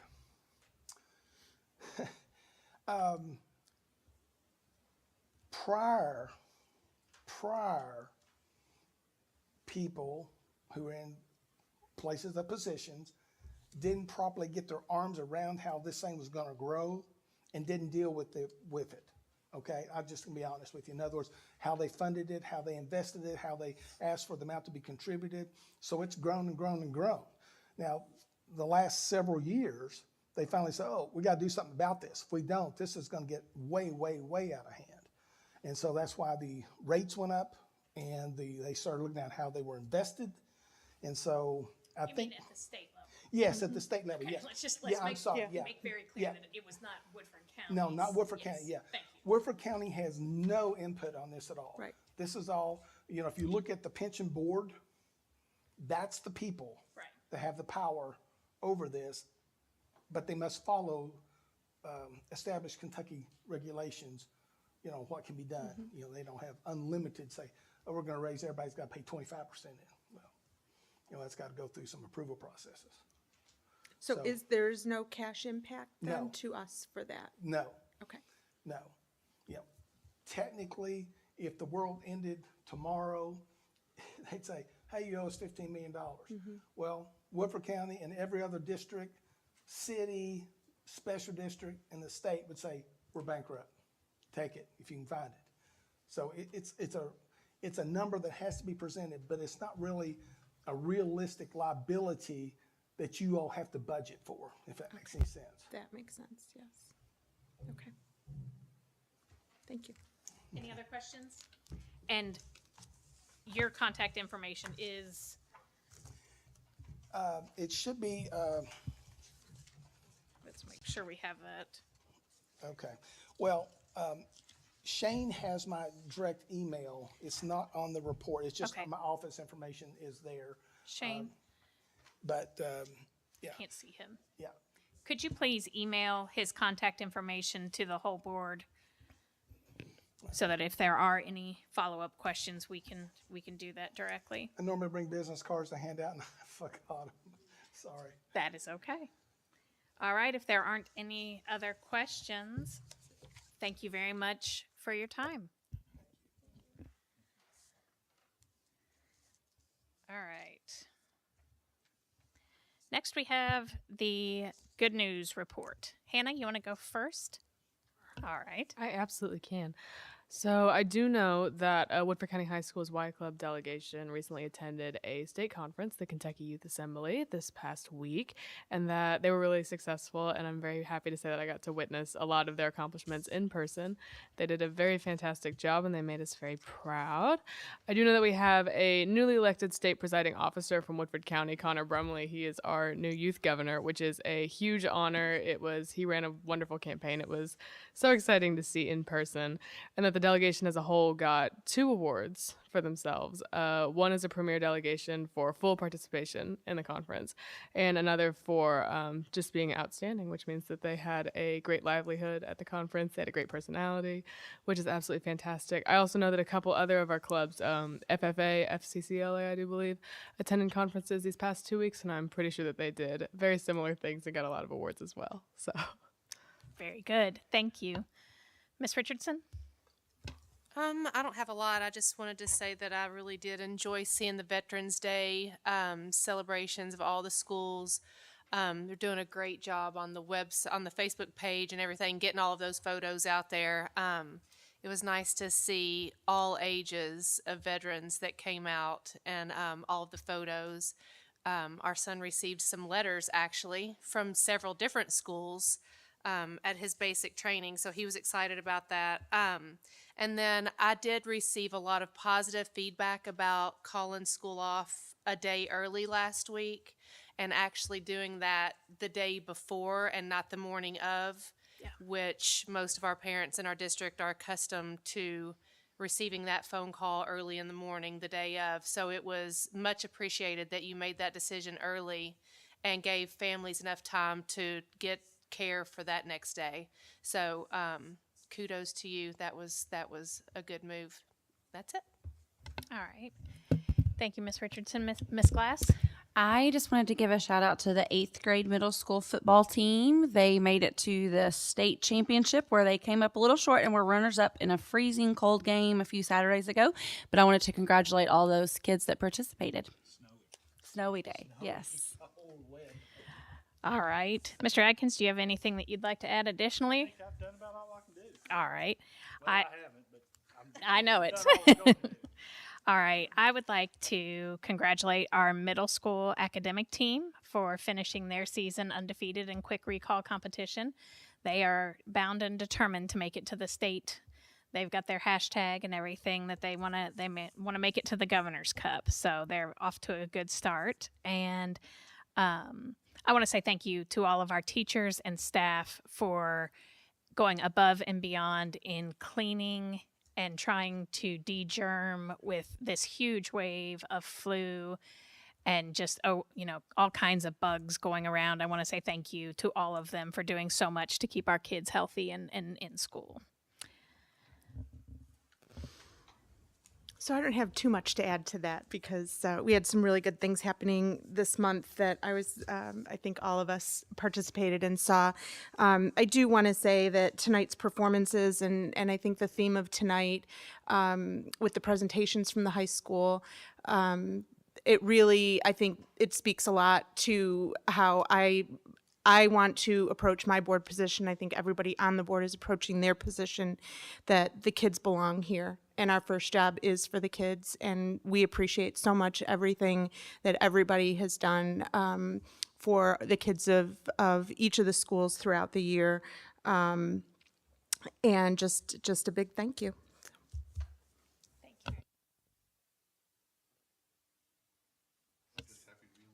All right, good deal. All right, next item on the agenda is the Instructional and Equity Report, and we have a surprise presenter tonight. Susan Tracy is going to fill in for Mr. Asher tonight. He was not able to join us. That's all right. Temporary stand-in for tonight. And as he would normally tell you, it is the 66th day of school today. A couple of highlights from his last presentation. We had a PD day on November 7th. The students were out of school, and the focus in the schools was based on what Mr. Lewis had talked about earlier, the guaranteed and viable curriculum. So it was incorporated in each of the buildings, training that day at some level, but there was some trust given, and the admins in each building carried that professional development out within their building. Another exciting thing that's going on is our Deeper Learning Committee that we're working on right now. And to piggyback off Mr. Lewis, he had no idea that he was throwing me this softball out earlier. But one of the things he mentioned in his top 5 things that he felt like we could immediately do, I don't know if he knows about this work that's going on, but he talked about defining the student that we want to produce. And that's exactly what the Deeper Learning Committee is working on right now. We're working on a portrait of a learner. It really encompasses the characteristics that we want from our kindergartners all the way up to our 12th grade seniors to embody. And there's a survey that will be going out this week. It will go out Thursday or Friday. And it'll go through Parent Square. It will be English and Spanish. And we want our high school students, they'll be encouraged to take it after their finals. So sometime in the next 2 weeks, not taking a hive time away from them, but asking them to really put their input and feedback in that portrait of a learner. We're going to send it out to parents and community members, and it'll be on Facebook. We want as much feedback as we can get. The next Deeper Learning committee meeting will be January the 5th, and that will we'll have the survey results back, and we'll take our next step towards the finished product of that portrait. But that's something that you will see. It will be something that we're going to push out, and social media will push it out. We will market it for sure. So we want, if you are a graduate of Woodford County, or if you're in our school system, we want all stakeholders to know what we believe in and what we want to produce in our students. A bit about what the makeup of the committee looked like, if you don't mind. Sure. So there are representatives, teacher representatives from each school. There are 2 admins, one from the elementary level and one from the secondary level. We invited chamber members, the mayor sat in, and so we invited some community members. Some of them were able to meet virtually, and some of them, Mr. Trogett came in person to the first meeting, but is faithful to join us virtually. And so we want it to be more than just an educational lingo or educational jargon that we push out and make this pretty poster for. We want to. We do, and we want to live it and breathe it, and yeah. Just talking about. Yeah, and really encourage this career readiness also. So it really is, what is post-secondary for our kids? What are they going to do after? Is it a career? Is it a service? Is it a college? And we want to prepare them for whatever it is. Things that you'll see on the survey, I'm not going to steal the thunder of the survey, but like wording that you'll hear are empathetic collaborator. So somebody that can communicate with others, somebody that can listen to others. All those characteristics that are not just your academic characteristics are the whole body of the learner. Other things Mr. Asher wanted me to touch on, the CDIP, because we have pushed back our board meeting this month. We're going to really have one in 2 more weeks. So he will give a CDIP update at that next one. We are in the middle. No, we have just wrapped up our diversity, equity, and inclusion reviews. But I don't think they've tied up all those loose ends. Like, they've gone and visited the schools, but I don't think the reviews are all finalized. But he will have an update for you in December on that. Just a lot of that work readiness that you've kind of heard that theme coming through. That's just coming up a lot in committees and things that we're on, whether it's Deeper Learning. Another initiative that I'm involved in is MindSpark, and just really making sure that we're preparing all students for all opportunities after graduation. Questions? All right. And real quick, we had a great idea. We had our minds wrapped around what we wanted our profile of a graduate to look like. And it was good to pull everybody together. But this work can be very trying, so we called in the big guns. We called in Dr. Lou Young, and she has done this over and over. She has perfected the process, and she has walked us through this. And she's not pushed in any direction. It's ours. When you read it, you'll see it's ours. But she has really shortened this process and just take it and ran with it and given us the opportunity to do the best work we could with it. So I want to thank her too. Yes, absolutely. She has it down to a science, so it was more efficient Yes. than us kind of stumbling our way through it. You mean I didn't say that? Same result. All right, thank you. The next item is the update on the new high school project. I am guessing that Trace Creek and RTA will present.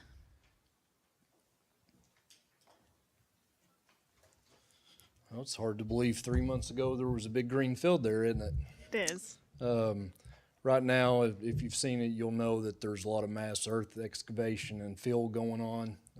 There's a tremendous amount of rock blasting and removal that has to take place. What you can't see, I don't believe, from anywhere outside of being in the middle of the project is the giant hole that's in the earth out there. Basically 4 feet of rock in most areas of the entire project of the school footprints being excavated and placed throughout the site. So you can expect blasting and there will be rock hammering. The rock hammering started, but it'll pick up because they'll run into areas that the rock's too shallow to blast. So the blasting will commence sometime next month, middle of the month. Hopefully that's the goal, and you'll hear a lot of rock hammering, but the big milestone date is getting the blasting completed. You'll notice that Tyrone Pike has started to take shape. Basically looks like a road now. We've installed the 60-inch RCP there, and you probably noticed if you went by there today or over the weekend that the sanitary sewer tie-in was completed across. So there was asphalt there before you all took break, and now there's stone, but that will, get asphalt later on.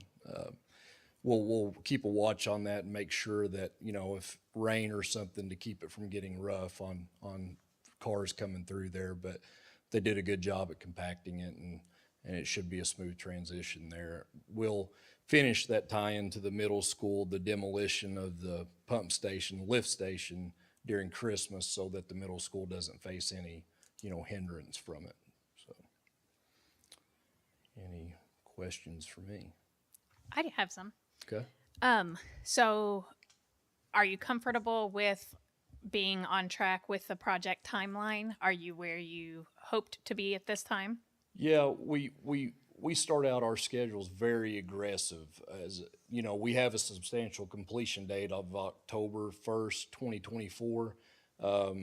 If you look hard at our schedule, most of the items are finished well before October. We go at it as ambitiously as we possibly can from the get-go. We know starting in the winter, when luckily we've had great weather, this has been one of the best falls we've had in a long time, but the blasting is a little behind. It doesn't mean the project behind is because the real milestone is when we start concrete. That's when the project really starts moving. So we are working with the blasting contractor. The thing you don't know at the time of bid is they hope to blast everything. Blasting is quicker and it gets you in and out faster, but what you don't know is how the rock necessarily will react to the blasting. So they've identified areas they can't blast that they're going to have to rock hammer. So hopefully the blasting, we can still achieve that milestone, the completion of it, and we'd feel good about it. So we're working with them right now, trying to hone in on that date. It's just hard to nail a precise day. Okay. So. Clay, real quick, you had sent me a calendar a schedule.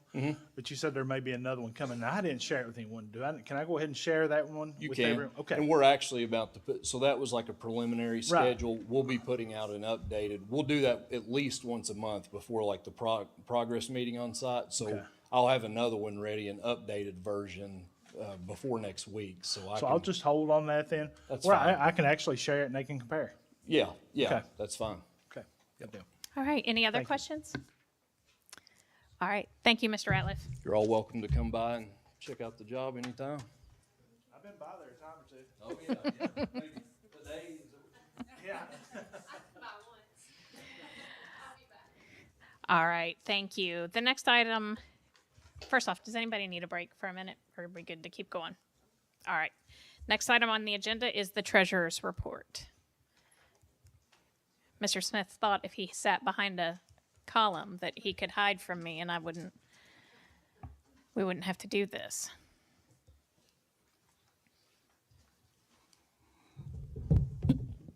Well, good evening. Hope everyone had a happy Thanksgiving. I'm going to give my good news report first of all. You didn't ask me for it, but I'm going to tell it to you anyway. I wanted to just give a quick shout out to the transportation, maintenance, and food service departments.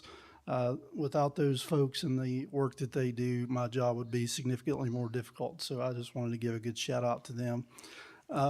And just also to Mr. Sparks, he gave the audit presentation earlier. I just want to say he does an outstanding job. He's very professional, very good to work with, and I appreciate everything that he did to get the audit churned out. And at the end of the day, we got a good, clean audit opinion. So that's very good news as far as I'm concerned. I can sleep well tonight. So well done to you as well. Thank you. And your staff. Thank you. With that said, so I'm going to go through the balance sheets real quickly, talk about the fund balances, and then answer any questions you have. So 2 days away from December, we're looking at the balance sheets from October. So just bear that in mind. The November balance sheets will look significantly different from a cash standpoint as we have started getting our tax revenue checks in. So the October general fund balance sheet also is reflected that the payments got caught up at this point for the defeasance of the bond debt that we did back in August when we did the bond sale. So our general fund balance is down to $5.2 million, but again, that will look significantly different when we present the November balance sheet. The special revenue fund, and as Tom mentioned earlier, and I think I've said this before, the special revenue funds typically run in a negative balance, so that's got a negative cash balance of $132,000, but that's strictly because we are always behind in doing the federal cash requests as we spend it first and then they reimbursement. So that is not atypical for that fund. It has a negative balance of $132,777. Fund 21, the District Activity Fund, has a fund balance of $503,603. Fund 25, which is the school activity funds that he was referencing earlier, has a fund balance of $553,515. The Capital Outlay Fund has a balance of $148,799. The Building Fund has that also has a negative balance of $3.5 million. We haven't gotten the revenues in for those from the state yet to record those, and I've already done the transfers out to the debt service fund to make the debt service payments, so that's not atypical either. Fund 360, so that's the fund for the construction fund. As you can see, we've started paying some payments out of that for the construction. We invested the $72 million. We are earning approximately 3.11% per day in interest on that money. And I'm being very slow to draw money out of that since we have cash in the general fund so that we will hopefully earn more than the projected revenue growth on those earnings. I think the month of October, we earned $199,000 in interest. So that money is definitely doing some good there. Fund 400 to debt service, obviously that's just a flow-through fund where I transfer all the monies from the other funds to pay the debt service. Fund 51 is the food service, $859,670 in the food service fund. Then the daycare operations has $576,000 in there. And then the community education fund has $32,000 there. And that would be the fund balances. What questions do you guys have? I don't have any questions, but I do have a comment on that. I just want to thank you for your stewardship on things like that. I mean, that's a significant amount of money, and using the general fund in a strategic way and allowing that to grow, that benefits every single taxpayer in Woodford County and all of our students as well. So thank you for doing things like that that are financially sound and strategic. Thank you. Anyone else have any questions?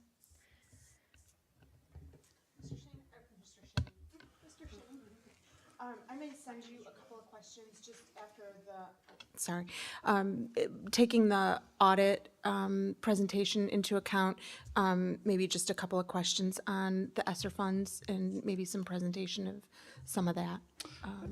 Absolutely. And I did want to tag on to what Tom was talking about in your question on the audit presentation about those retirements. So those retirements are what we reflect as the on behalf payments. So when you look at these reports, those are non-cash. There's zero cash effect to the district on those on behalf payments. It's a flow in, flow out, and we have to put it on paper, but we don't ever have any cash transactions with that. So. I thought that's what it was, but I just wanted to make sure on that.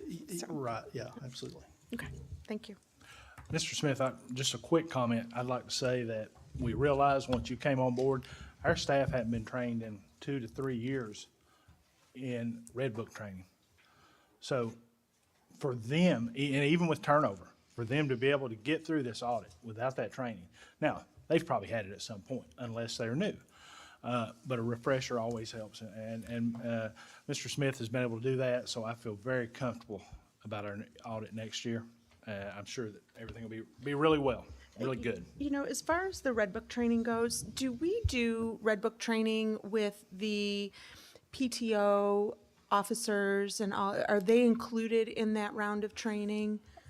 They are, as a matter of fact, included. I would tell you that they don't always attend. I'm actually having a special session. I just sent an email out today to a group that did not attend the one that we held in September, but some questions have came up that they would like to make sure that they understand, and so I've invited them back to another session. We're trying to get that scheduled before Christmas.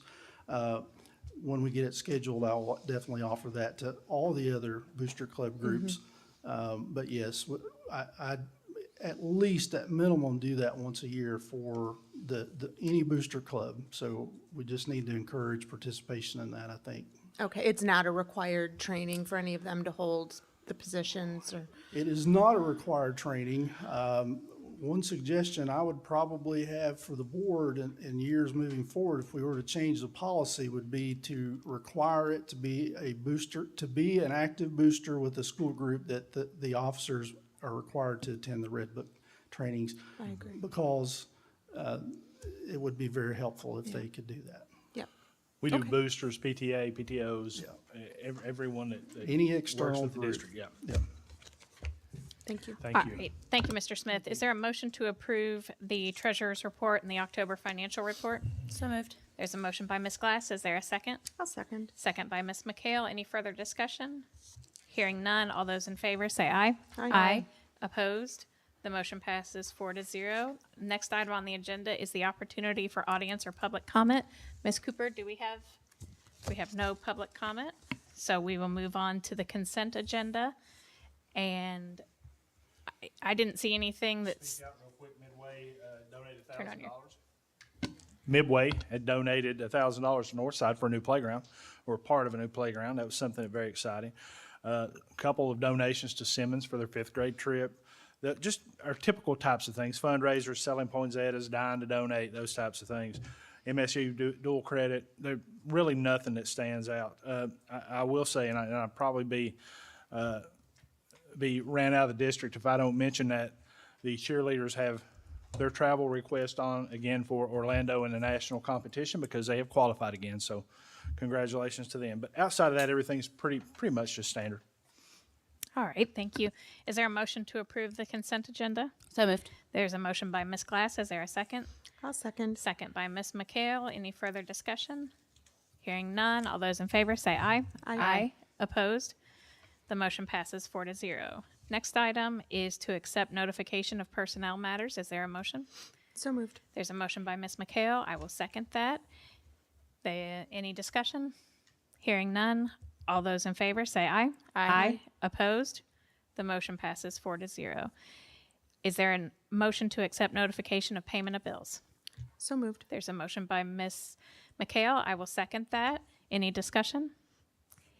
Hearing none. All those in favor say aye. Aye. Aye. Opposed? The motion passes 4-0. Item C is to approve the meeting minutes of October 17th, 2022. Is there a motion? So moved. There's a motion by Ms. Glass. I will second that. Any discussion? All those in favor say aye. Aye. The motion passes 4-0. The next item is to approve the second reading of policy 01.53, and it's a code of ethics change for the Board of Education. Mr. Chenoweth, do I need to read that change? You can. It's not required to be read into the minutes, but you can. Is there an advantage? There's not. It's Okay. published on the website as part of the packet, right? Yes. Yeah. All right. Is there a motion to accept the policy change on 01.53? So moved. There's a motion by Ms. McHale, and I will second that. Any discussion? All those in favor say aye. Aye. Opposed? The motion passes 4-0. Next item is to approve Phase 2, the practice field and track for the new high school construction management agreement with Trace Creek, and Mr. Smith is coming up to talk to us about that.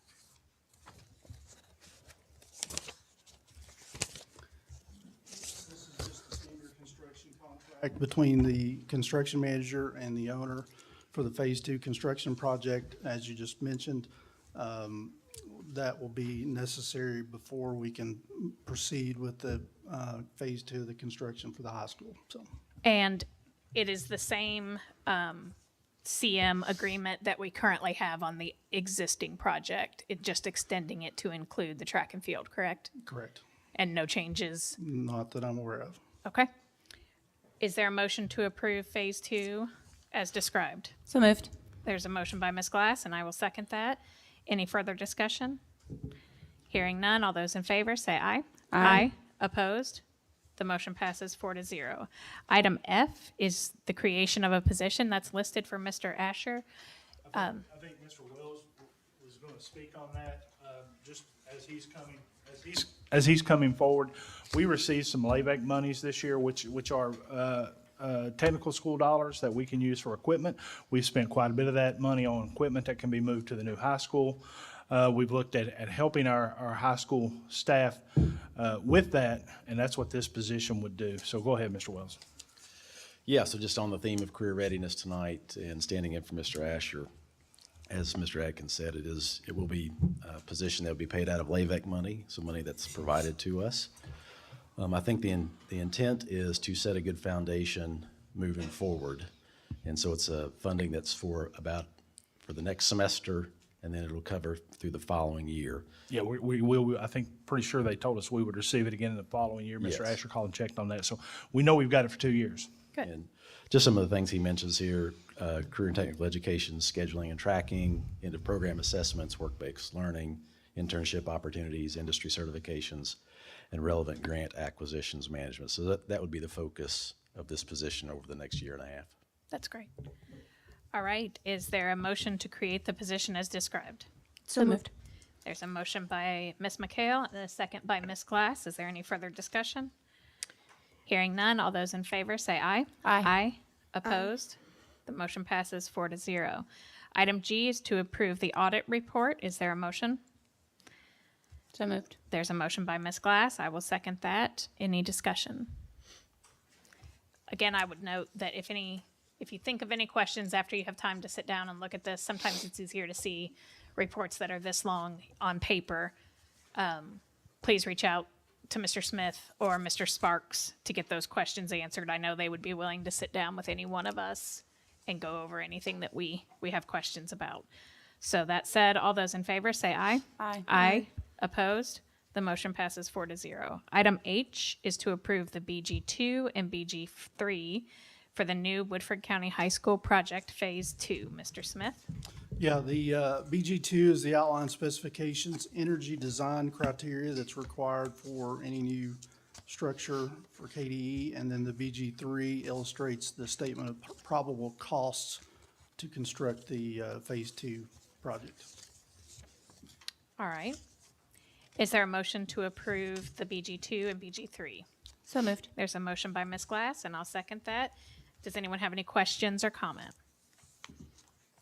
Hearing none, all those in favor say aye. Aye. Opposed? The motion passes 4-0.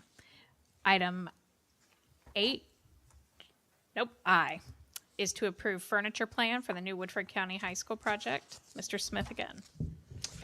So I met with Sarah Lemire and Michael Hughes with Ross Torrent, and they provided a presentation about the furniture for the new high school. And I've spoken to Mr. Atkins, and we are both in agreement and like to propose that we hire Ross Torrent as a consultant to do the bid spec and get all the necessary things that are required. And I did not realize how large of an undertaking this process would be until we started looking at this and talking about it.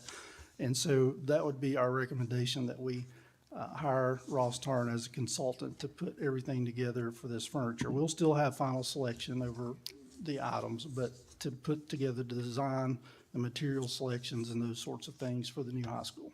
And, okay, I have a couple questions. So that is obviously not something that's covered in design on what we're already paying RTA? That is correct. And do we have an estimate on the total cost that we will incur for their design services? Yeah, it's $30,000. I'm sorry? $30,000.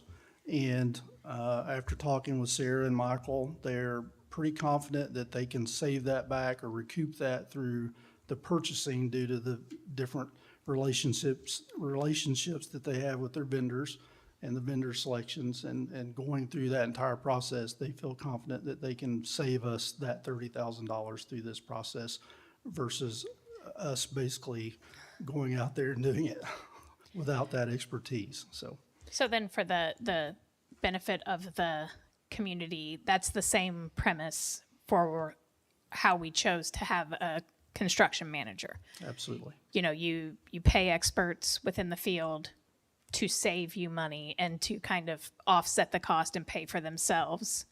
And this is an extension of that. Absolutely.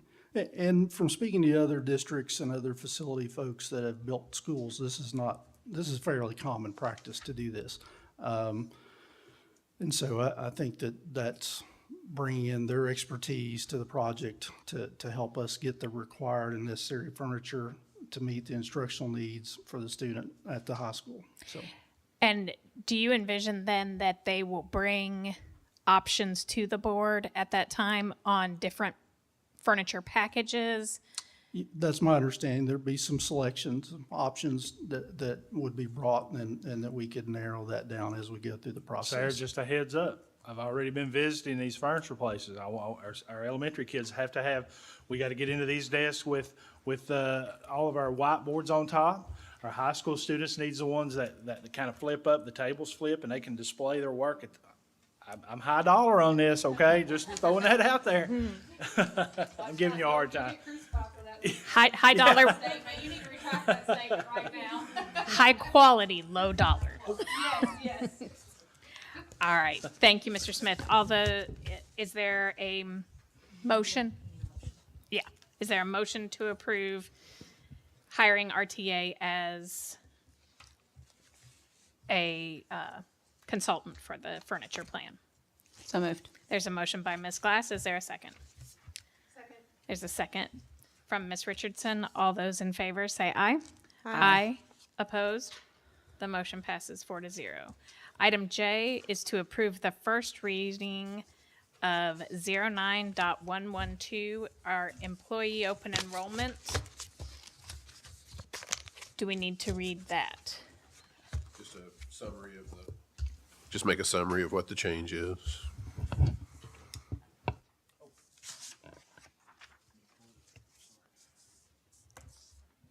Basically, it says that we are allowing our students where our staff. Sorry. We're allowing our staff, where space is available, to put their students in the choice of their school of their choice. Whereas I think we have it identified as one or two places that they can go. We're kind of opening that up in hopes of retention with staff. Hopefully that'll help us to be able to keep more staff and even recruit staff to kind of avoid the issue of us telling you where they have to go at this point if you're working in the district. Now, there will be no transportation unless the transportation is already provided. So outside of that, if they want to take them, then they're more than welcome to do that. So that's what this policy would do. So this was something that I asked Mr. Adkins to work up with Mr. Wells. Several times during my board service, teachers have come and said, you know, I drive right by X school to take my kids to Y school because that's the designated school. It's not about the quality of education that they get at one school versus the other. It's sometimes just the convenience of being able to take their kids to the closest school to them. So I feel like this is one of those intangible benefits that we can offer our staff that, like Mr. Adkins say, that incentivize Woodford County making a difference for them, letting them have that flexibility to pick the school that works best for their family and their family makeup without any cost to us. Those are things that we need to be very aware of and advocate for strongly for our staff to have those benefits going forward. So It's a different time. You know, listen to several legislators speak. It's the days of not giving raises are over. We can't afford not to. Nobody's going to be able to afford not to. Anything we can do extra to make it easier, even as small as this, to make it easier for our staff, we got to do it. We should be making it easier every day that we can. And sometimes the small things are big things within Yep. an individual family. And I think this is one of those examples. So all those in favor of the modification of 09.112, say aye. Aye. Aye. Nope. We need a motion. Okay, I'm sorry. I will move that we approve the amended version of 09.112 for employee open enrollment of their children. Second. There's a motion now and a second, and now we'll vote. All those in favor say aye. Aye. Opposed? The motion passes 4-0. There is no old business or communication, so we will move on to our discussion items. Item A is the current high school asset facilities report. Where do we stand on the completion of the K-Fix, Mr. Adkins? Reaching out now at this point to receive the paperwork back to get started on the new district facilities plan. We're in process of just waiting on receiving that material. Okay, and we can start the K-Fix in advance of that? Sarah, you may be able to answer that. I'm not sure that I can answer that one. I'm assuming you can because we've My always used understand- that K-Fix to help us with our district facility plan. There's stuff you have to do for the K-Fix that is separate from what you have to do to redo the DFP. So we can start on the K-Fix once, and the stuff you're waiting for from HIDE is DFP stuff. So the K-Fix Right. kind of you have to do first anyway. Okay. So have we begun on that? We've got a price. We need to go ahead and give them the green light to send over the contract on it. Well, the contract will be at the December board meeting, so we have that ready to go, so that'll be on the December meeting, so. And then what's the timeline after that typically? Sarah? Let me take off my glasses and read something. Josh, are you able to hear her on the stream?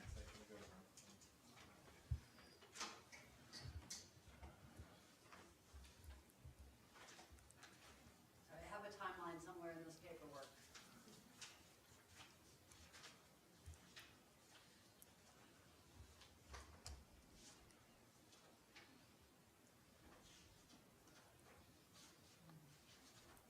Or I'm making a liar of myself.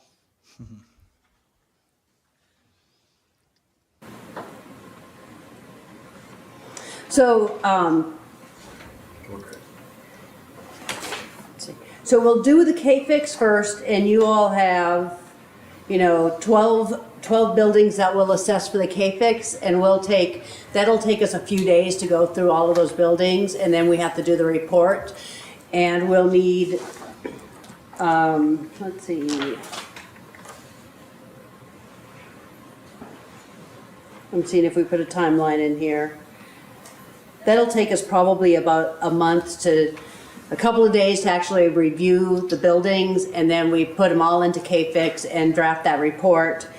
And that will generate kind of a building cost based on that K-Fix, and that is all generated in that. We don't get to say how much it is. It does the output on that. And then you go to the LPC meetings, and you need to have 8 meetings. Actually, can you, for the December meeting, can you reach out to KDE and find out if we have to reconvene the full DFP, or if it can be done with a sort of modified addendum, what the requirement is on that? I think it has changed. That Michael had those discussions with KDE, and I'm not exactly sure what the answer was, but we will have that ready at the December board meeting. Thank you. Yeah, if you could bring that to us. I think if you identify a need, is what it's called, then you can do it with 2 meetings, I think. So it depends if you want to do it as a full facility. It can be, with 2 meetings, it can be a finding. But that can only affect 1 building, and it can only be a certain percentage of your identified needs. It can't approve it, change that by a certain percentage. So you're definitely going to be doing finding or a full. And that's not a full one, and that's going to require a full convening of the LPC. Right. All right. Yeah, if you can bring some info in December, as well as a timeline on when those could be scheduled and completed. And that's in, a lot of that's in the letter that we submitted for the fee proposal on that, so you'll see that. And then if you have any additional questions on that, I'll be prepared to answer that. Okay, thank you. Okay, the next item on the agenda is a discussion item on GoFan, the app that we use for all of our extracurricular and ticketing needs. I asked for this item to be added to the agenda. This is something that we were kind of forced to go to during the uncertainty of COVID, and is a paperless transaction. And I wondered, Mr. Smith, if you could share with us how much have we paid GoFan as a district to use their service, and how much have parents paid? Just trying to get an estimate of the cost and the benefits, in your opinion. Absolutely. So the district has not paid GoFan anything. The GoFan fees come out on a per ticket charge. I believe the base price is $1 per ticket. It does vary based on if it's a larger ticket item. For, I think, drama tickets are a little bit different, and season tickets for the football events are slightly different. I did ask how many tickets that we sold from the high school in last fiscal year, so not FY23, which is what we're in currently, but July 1st of 21 through June 30th of 22. The high school sold approximately 30,427 tickets to various events through GoFan. And so, what I would say about GoFan is a very popular item across not only the state, but the country from an athletic ticketing event. And as someone that worked in another district that did try out a different platform that wound up being considerably more expensive than GoFan, and looking at all the various options that we might be able to entertain to do ticketing with, just from a cost perspective, GoFan is probably the cheapest option that exists. We're looking at the PayPals and some of the different options that existed. And then from the other side, the functionality at the events, the ability to reduce the number of volunteers and personnel at the events to redeem the tickets is significant. The number of hours that it's reduced at the schools from, the elimination of cash and having to count that cash and have two people to collect cash and do ticket sales. It's very popular, and it's made that side of it much more streamlined and much more efficient. Tom here talking about some of the Red Book issues. Well, that's always a big one at these athletic events, because if you have cash, then you have the ability for things to go sideways, as I say, with cash. So I really like the ability of not having a cash option at any of these events. And I know there's a fee involved, but the reality of it is every time a credit card is used anywhere, there's a fee associated with it. They just don't print it on the receipt. And so, that's kind of my take on it. I am really happy. I would tell you personally, I'm very happy with what GoFan provides the district and the athletics. They are actually looking to expand into concessions. They're looking to expand into athletic fundraising platforms. And, I spoke to Coach Johnson about this just a few days ago, and he really likes that platform as well. And so I just think that's a very popular thing that we're using at the district. And yes, it was forced upon us with COVID, but I really think that's the best thing that could have happened to us from that perspective on the ticketing and the removal of cash from these athletic events and going towards that cashless process. So I completely understand the benefits. So we don't know how much GoFan has made from Woodford County ticket sales since we started using them. no, the 30,000. So if we used $1 per ticket, they would have taken in $30,000 last year. So, And roughly. is it negotiable in any way?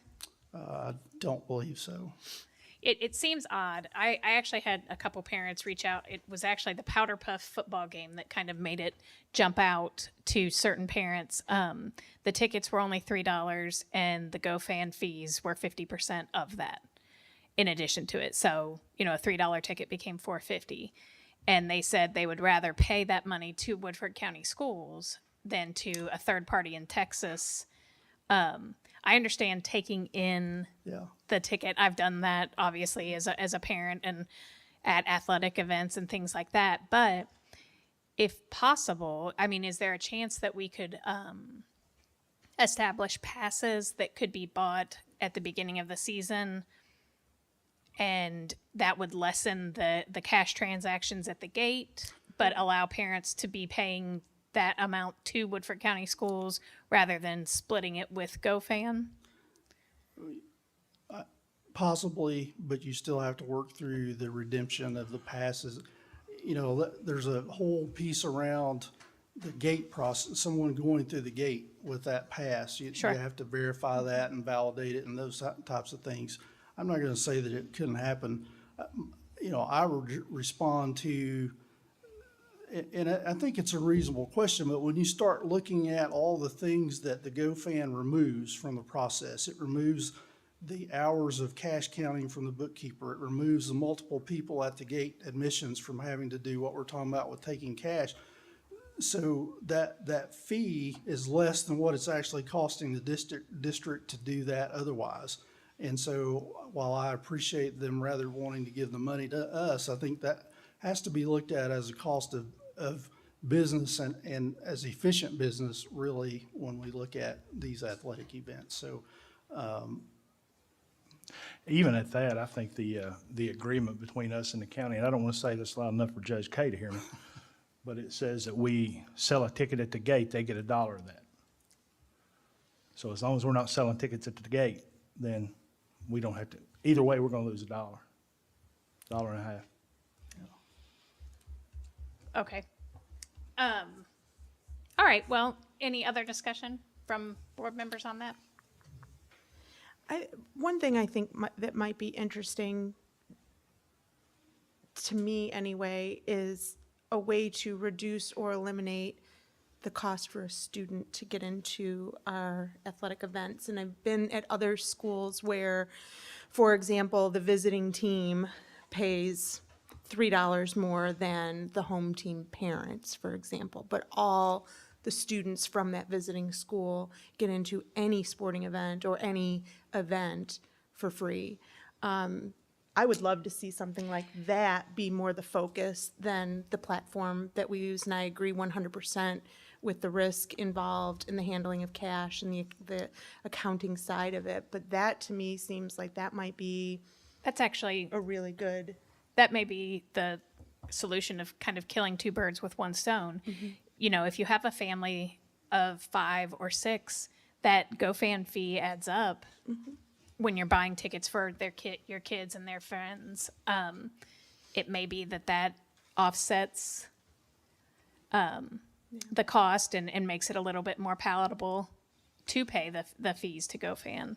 So maybe we can, explore that further. Obviously, we're not going to make any changes tonight. I just wanted it to be on the radar for the board and for the staff. I will say that other districts, they'll seek sponsors to pay for students to get in. Insurance agencies pay, every student in Pikeville gets in for free at every home game. And it's a sponsor deal. I've had at least 2 single parents, say, I can't go with my kids. I would like to go with my kids. By the time I pay for my kids, and it's $30 a night for them just to get in the door. So or the gate. So that would be, I think that would be good. Something we certainly need to pursue. Yep. Well, the only thing I would add, standing here thinking through the GoFan as well, is that, the folks that are coming from other counties to Woodford County to events, that standardized platform across the state helps that piece of it, because they're not trying to find where to buy the ticket from. The ticket's on GoFan, just like we use in XYZ county. And so, I don't disagree that we can't look at some creative ways to help the folks inside the county from a ticket standpoint, to make that more palatable. So whatever we can come up with, I'm definitely open to that. I appreciate that. I appreciate your time and input on this. All right. Is there a need to go into executive session? Nope. All right, then is there a motion to adjourn? So moved. There's a motion by Ms. Glass. I will second. All those in favor say aye. Aye. Opposed? The motion passes 4-0. Thank you all for coming.